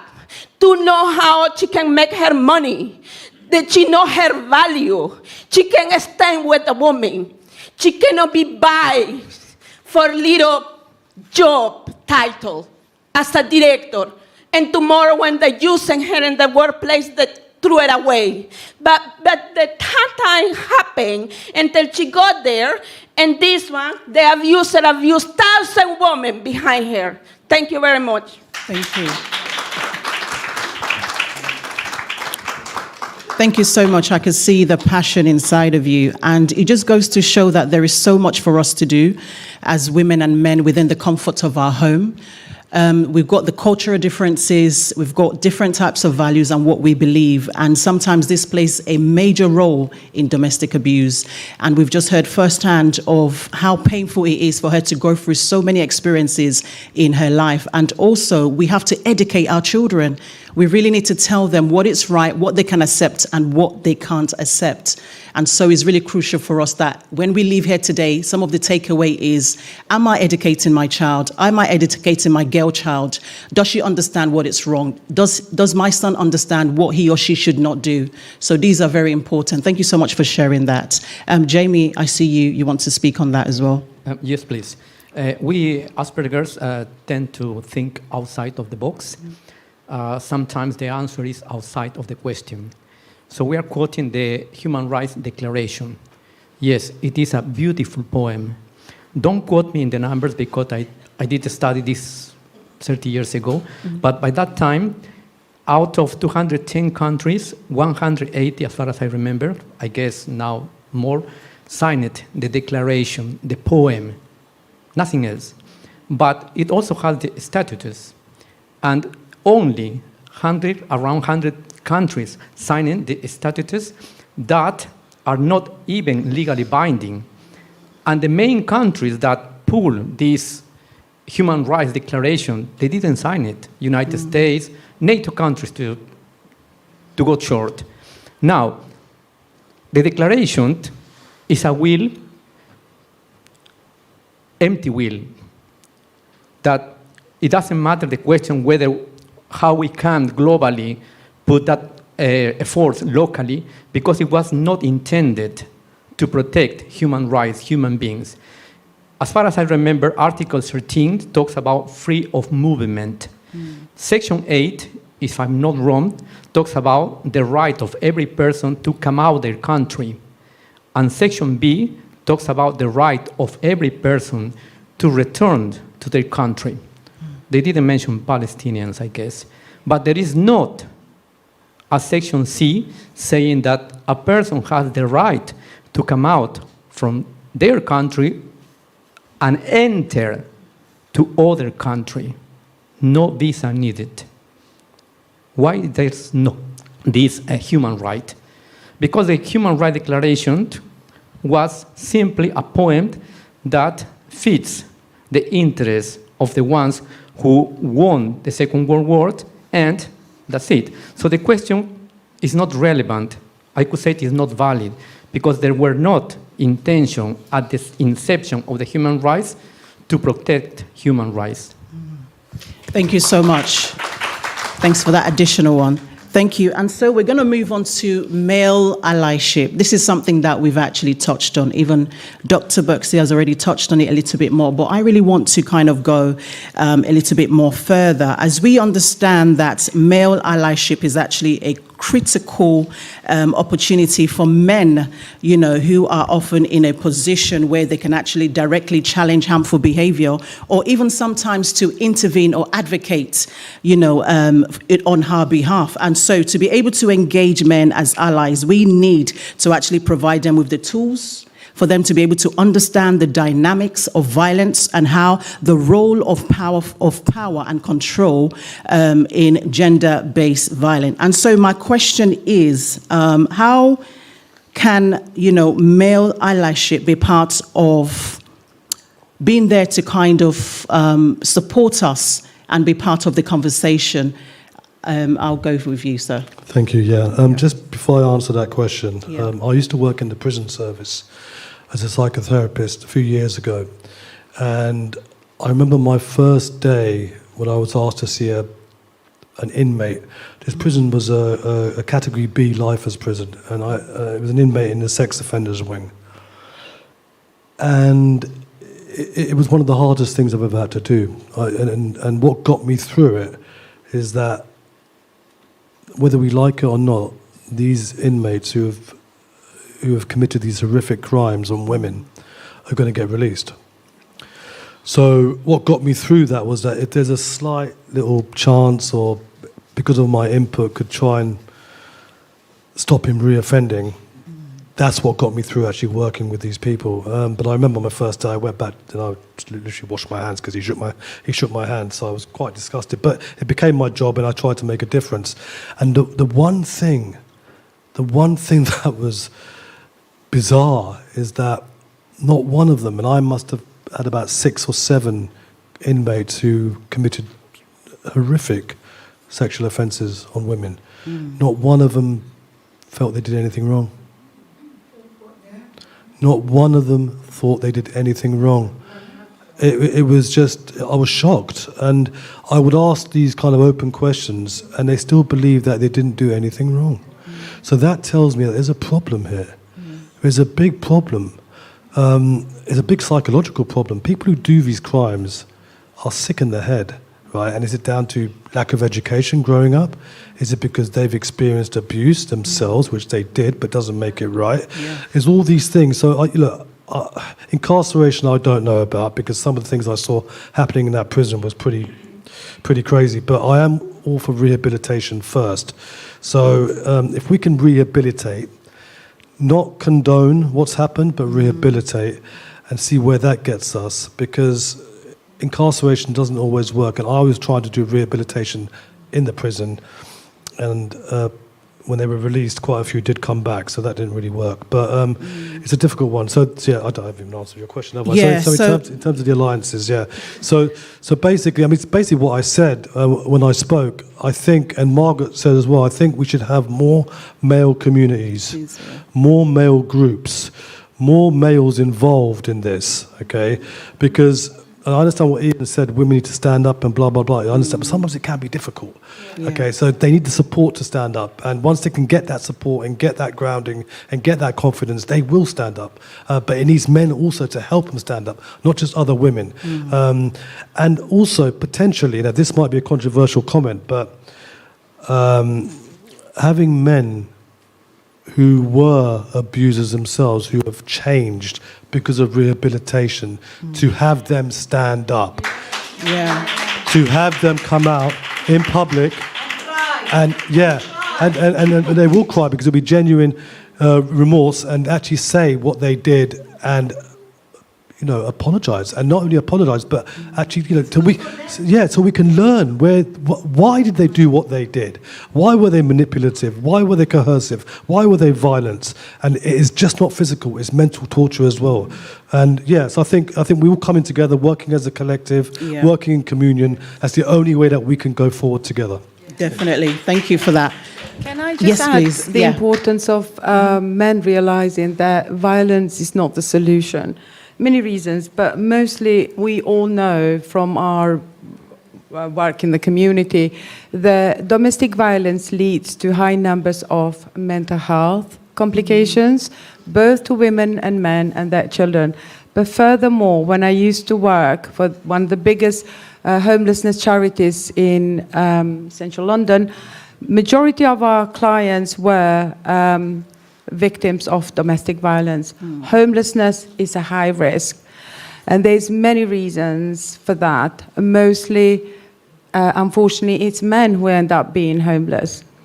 So we have to draw this attention to men and help them and guide them towards self-reflecting and looking into the ways of finding a solution to stopping the violence, all forms of violence, really.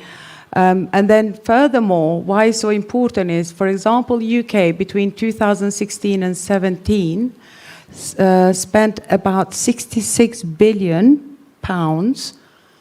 on financially and socially. They lost 66,000 billion pounds.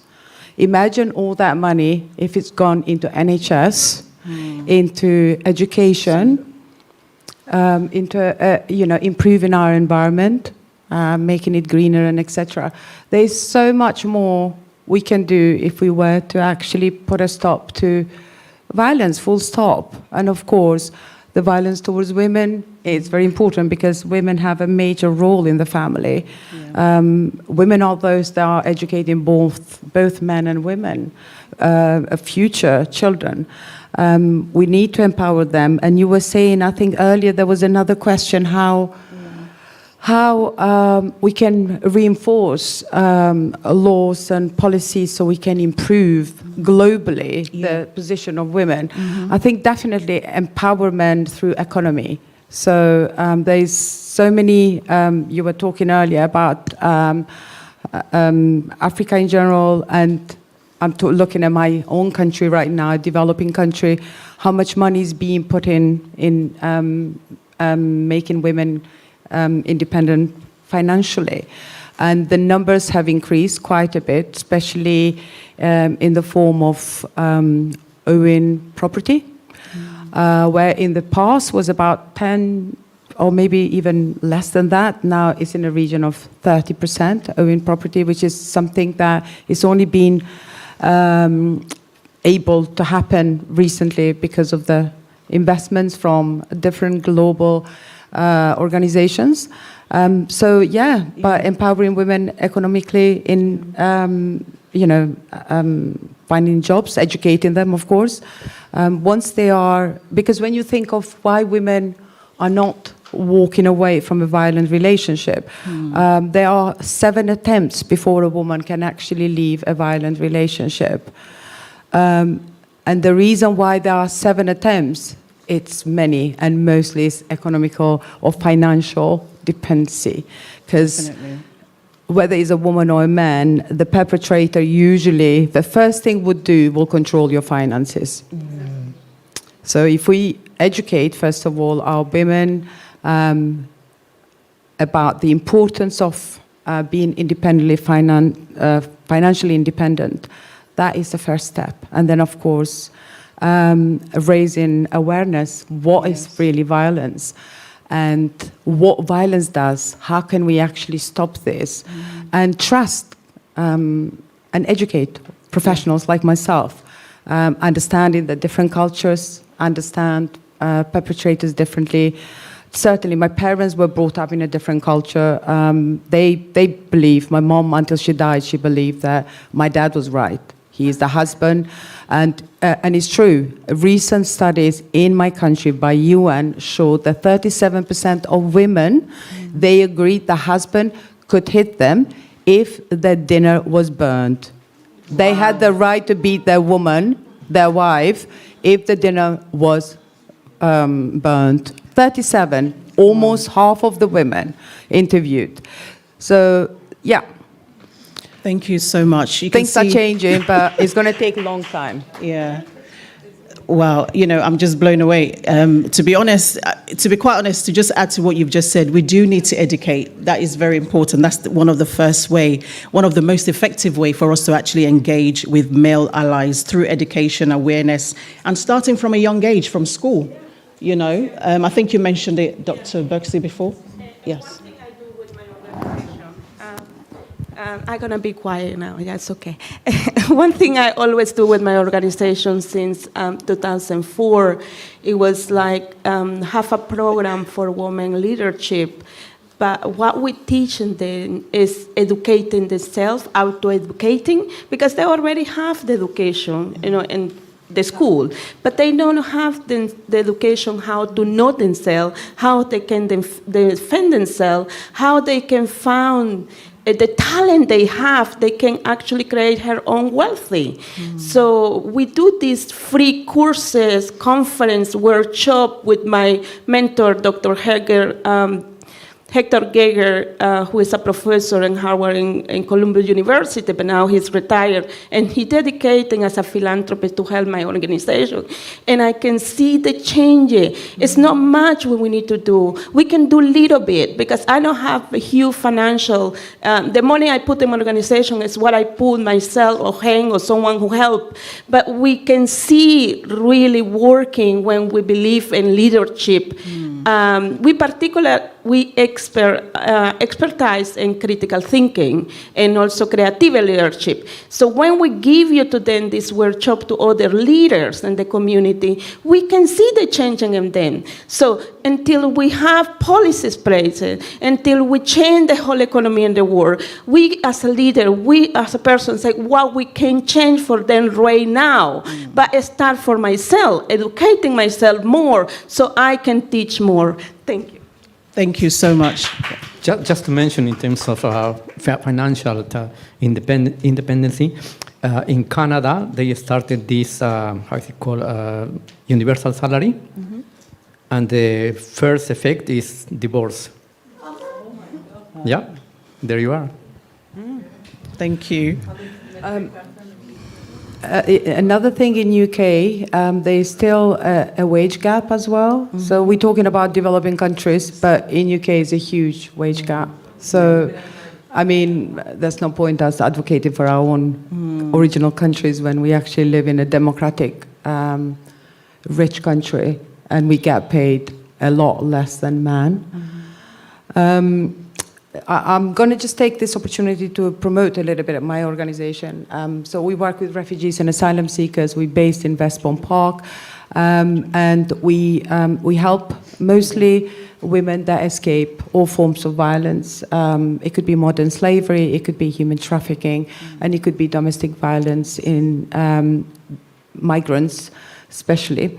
We will help them with parenting programs, positive discipline, empowering them through education, learning English classes. So regardless of which community, please get to me. We'll teach IT skills as well. We are at the moment running another project which is called Democratic Participation, about rights, voting rights, registration rights, and learning about the democratic voice. In that journey, hopefully we're going to educate our women as well who to approach if they have no support from the police, for example, if they're suffering in violence and nobody's helping, how to approach the MP, councillors, and etc. So please approach me if you need anything. But I definitely, I also can provide mental health first aid training, which we do for free. So let me know if you're interested as well. And thank you. Thank you so much for sharing that. Really appreciate it. Awesome. So we just have about just 2 questions to go. One is on overcoming social and cultural barriers, and that is how can we effectively tackle cultural barriers that often prevent women from reporting violence or even seeking help, particularly in communities where gender roles are deeply entrenched? Education, education, education. Religion, religious leaders, because a lot of it is unfortunately affiliated with religion as well. Religious leaders waking up. Yeah. People in charge of communities, educating. Because one thing I've learned in different cultures and different religions, sometimes the people are quite brainwashed by the hierarchy, and if that hierarchy can educate these people who are brainwashed about violence to women, about sexual violence, about anything and everything, really. Yeah. Things about the human rights, full stop. There's a book that's on everyone's chair. It's the Universal Declaration of Human Rights. There's 30 articles. This is it here. I'd like to thank Stefan and his community from the All Faiths Network. They are based in Blackfriars. Please do check them out. I've got an event there actually on the 28th of August. It's a stop trafficking event, and it's our own booklet launch as well. You are all welcome to come. Please do make yourself available.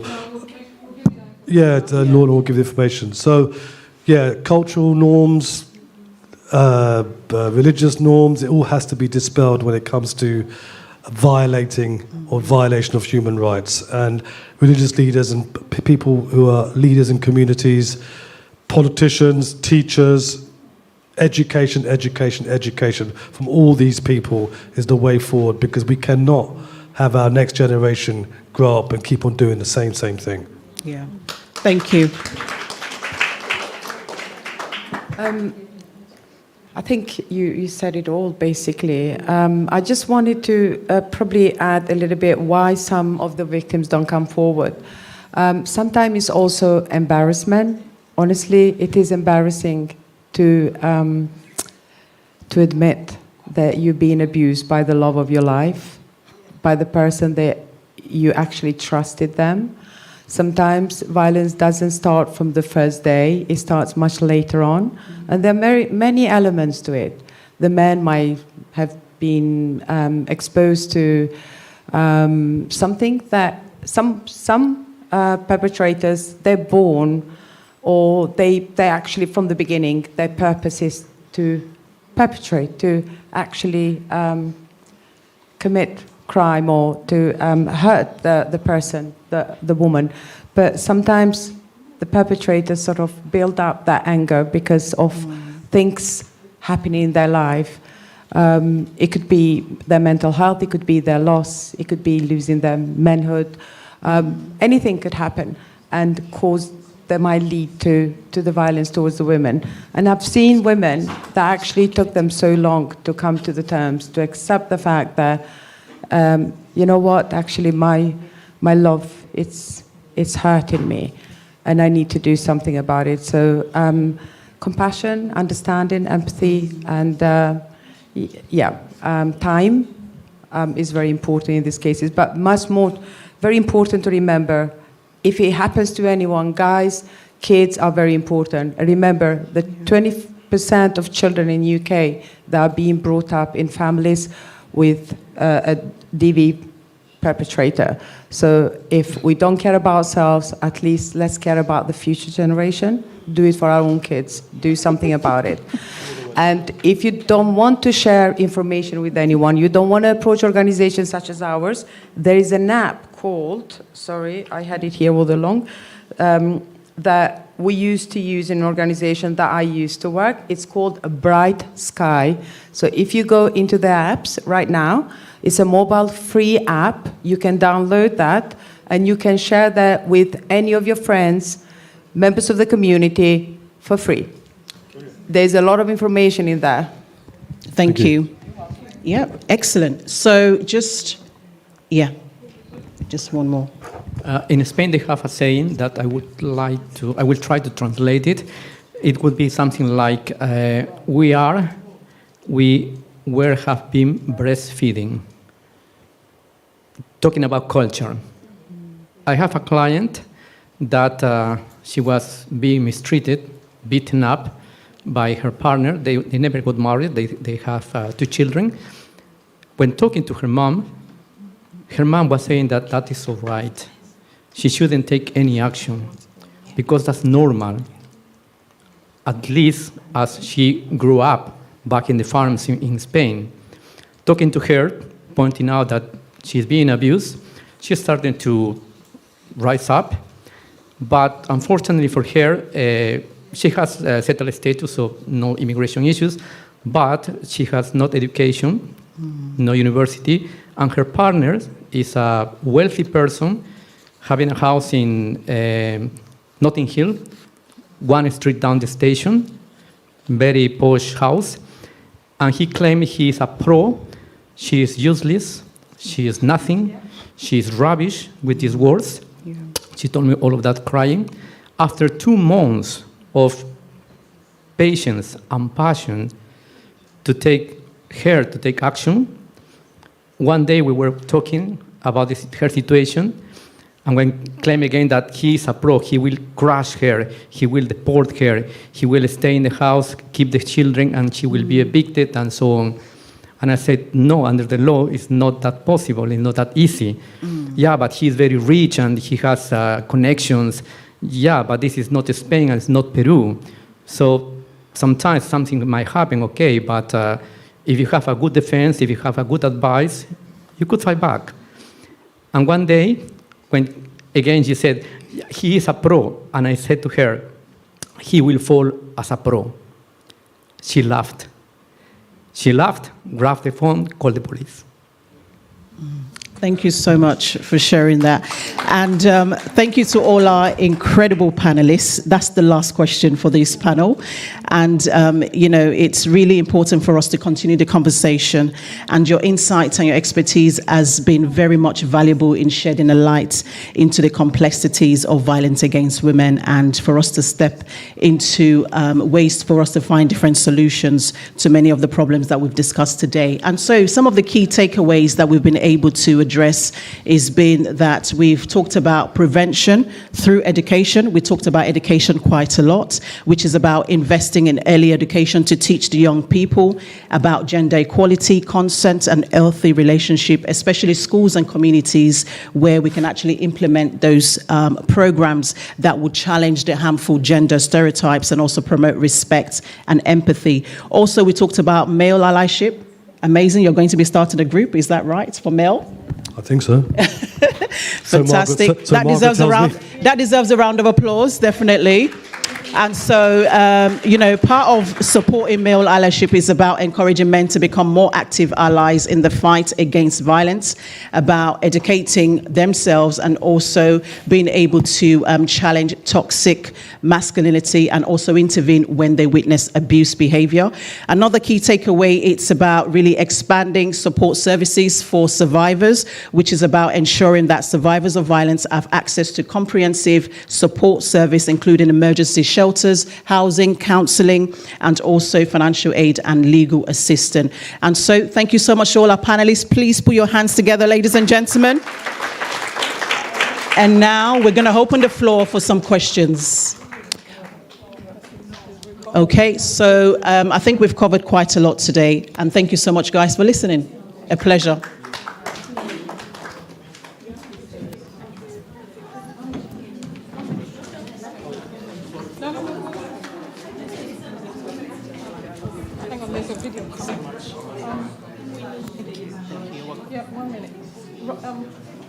Ramon, if you can put the video, please. Ramon's putting a video. Your house? Yeah, trainers anyways. Gee, proper fit, bro. Alright. Sweetheart, you alright? She ain't listening, man. Want a crisp? Go on, have a crisp. Go on, have a crisp. She's got the mood you want, isn't she? God, geez, am I really that bad? The taxi's nearly here. Taxi? Oi, Jacob, you need to say something. I just don't understand. I'm trying to be nice, alright? You've not said one word, no? Come on, bro. You're not so pretty with that face on, you know? What are you doing? That's enough. Male violence against women and girls can start with words. I'm only joking, right? Let's go. But it doesn't stop there. If you see it happening, have a word with yourself, then your mates.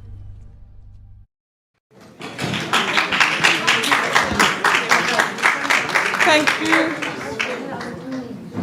Oh, wait, stop.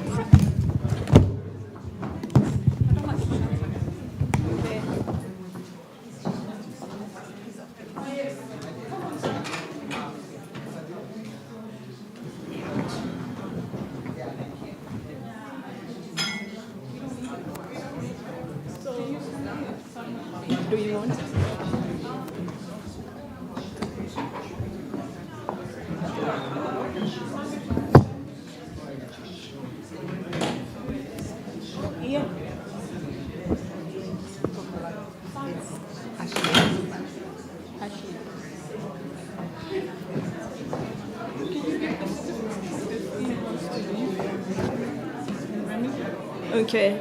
All right.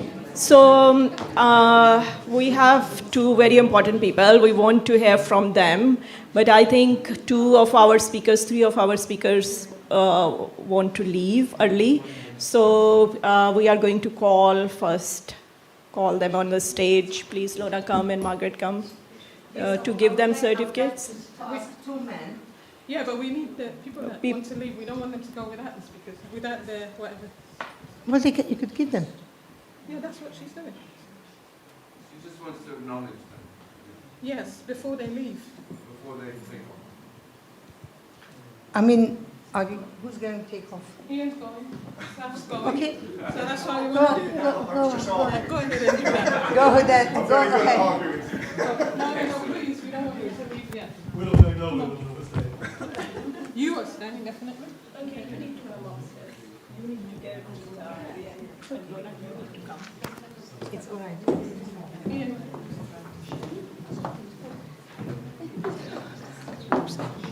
Let me pass you.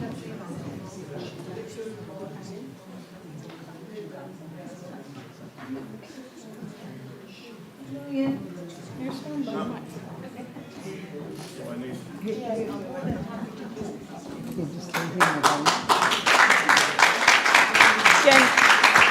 The first receiver of certificate of speaker participation. Yeah, thank you. I don't know how much I've actually, whether I've thrown too many grenades into the talk. I'm very, very passionate about this. I'm very passionate about things that I have seen in my life.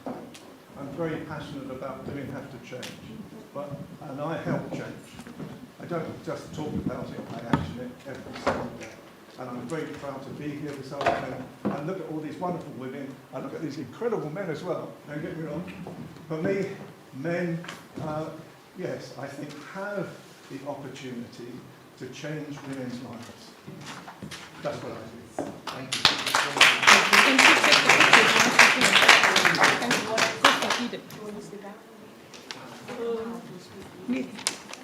Miss Edith, please come to us. Doctor. Edith Albert. Thank you so much. Come on up.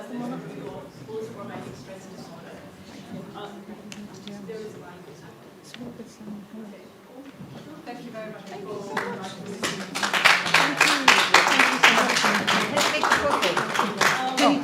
A photo, sorry. I'm not very good with photographs. Yes?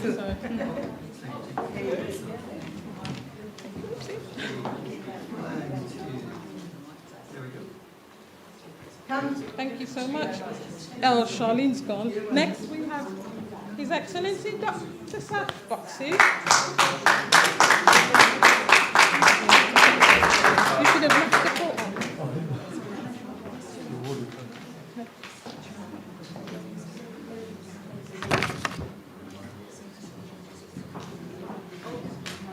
Margaret. Yeah. Margaret, you should go. 1, 2.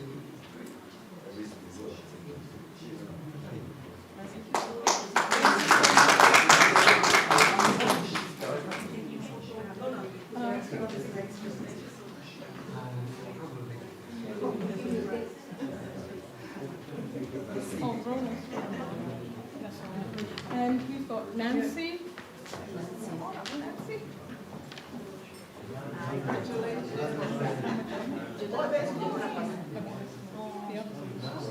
Hey, Nancy. Thank you so much.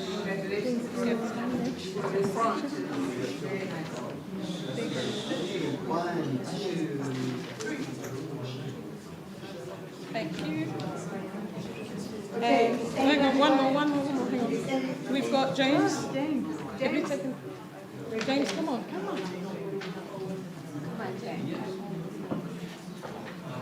Margaret, where's this? Thank you so much, James. I know.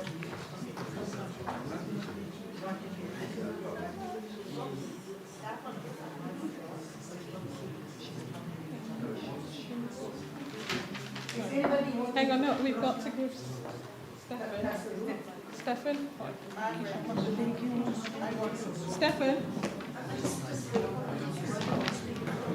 You gave us all the resources. Yes, you said.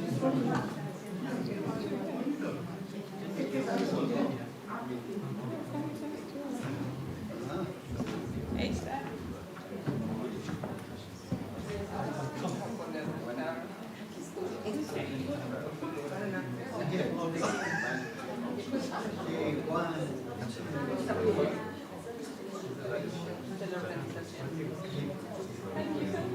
Okay, I just wanted to ask two gentlemen. Hello.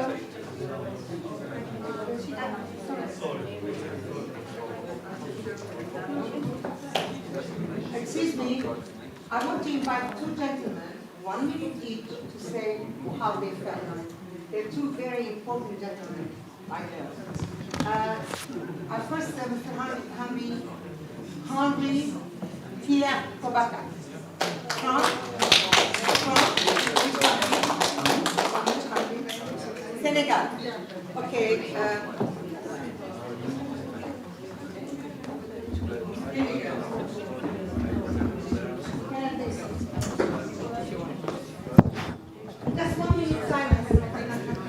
Hi, everybody. Thank you very much to Margaret and to Robin for having invited me.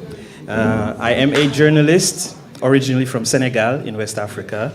I've traveled across Africa covering politics. To a certain point, I got into Freetown, Sierra Leone, where I discovered gender-based violence after the conflict that happened, the 10-year-long conflict in Sierra Leone and Liberia. And that's where I discovered a lot of very awful things, started interviewing victims and even perpetrators. And so that changed my mind on the approach of how to cover gender-based violence. At the moment, I am developing a course for African journalists in order to teach them how to put in place and how to respect frameworks that will allow women journalists to strive while they're working. And so being here and hearing this wonderful conversation has inspired me to rewrite my course because of all these wonderful ideas that I'm hearing. I thought that cultural barriers were just Africans. I thought that 1 out of 4 women reporting cases, I thought it was just Africans. I'm hearing the same things over and over all around the world. So thank you very much for this conversation. So, you're going to do it. So thank you to Margaret and thank you to Robin and thank you to all of you for the wonderful ideas. I really appreciate it. Okay, thank you. I saw your hand up twice, and you didn't speak. So I wanted you to say something about what you felt today. Okay. 1 minute. 1 minute. I just got hit on the shoulder and told I have to be very short. My name's Dr. Ashley. I'm a psychotherapist, and I was married for 40 years, which is the most wonderful part of my life. Both my wife and I have been marriage counselors, and we educate a lot of people about preparation for marriage and how to enrich your marriage, how to develop relationships where you are able to discuss things in a peaceful and respectful way. So I'm so moved by all the speakers today. I'm so grateful to every person. I also work in Africa. I started a project many years ago called the Girl Child Project in Uganda. And I noticed so many girls between 10 and 20 years old, roughly, they're being abused. And so we started this project.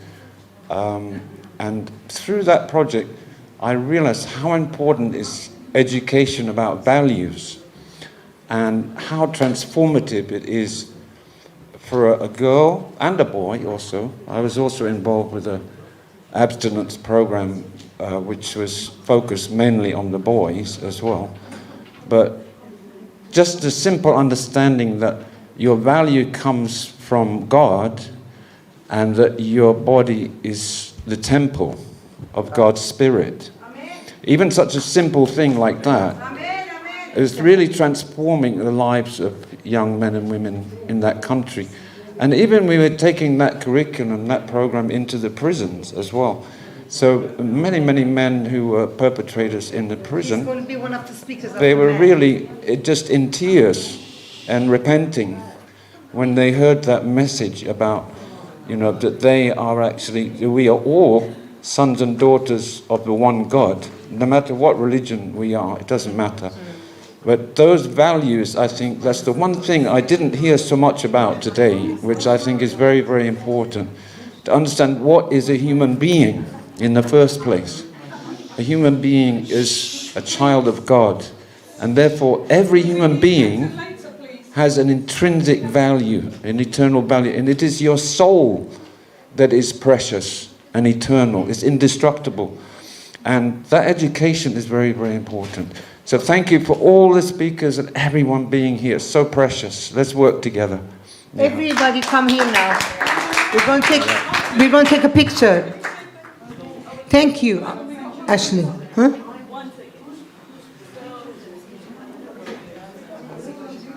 Can you come this way? Who? Just come.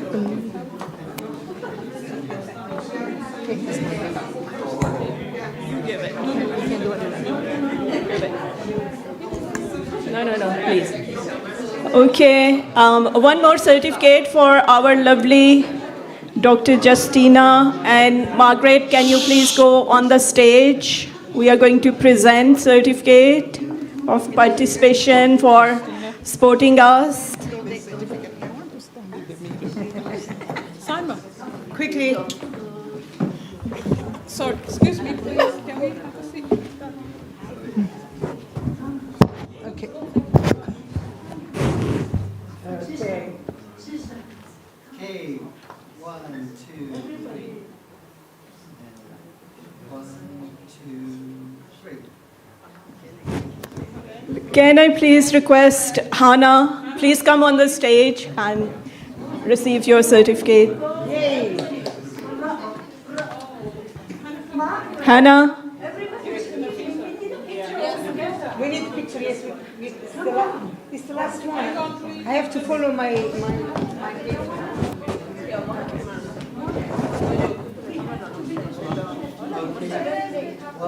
2, 3. Okay, now we stay here, you come. Nice to meet you. Thank you, ladies and gentlemen. Thank you for being so patient with us. Thank you for being so patient with us. I know we were out of time, but it's a subject close to our hearts.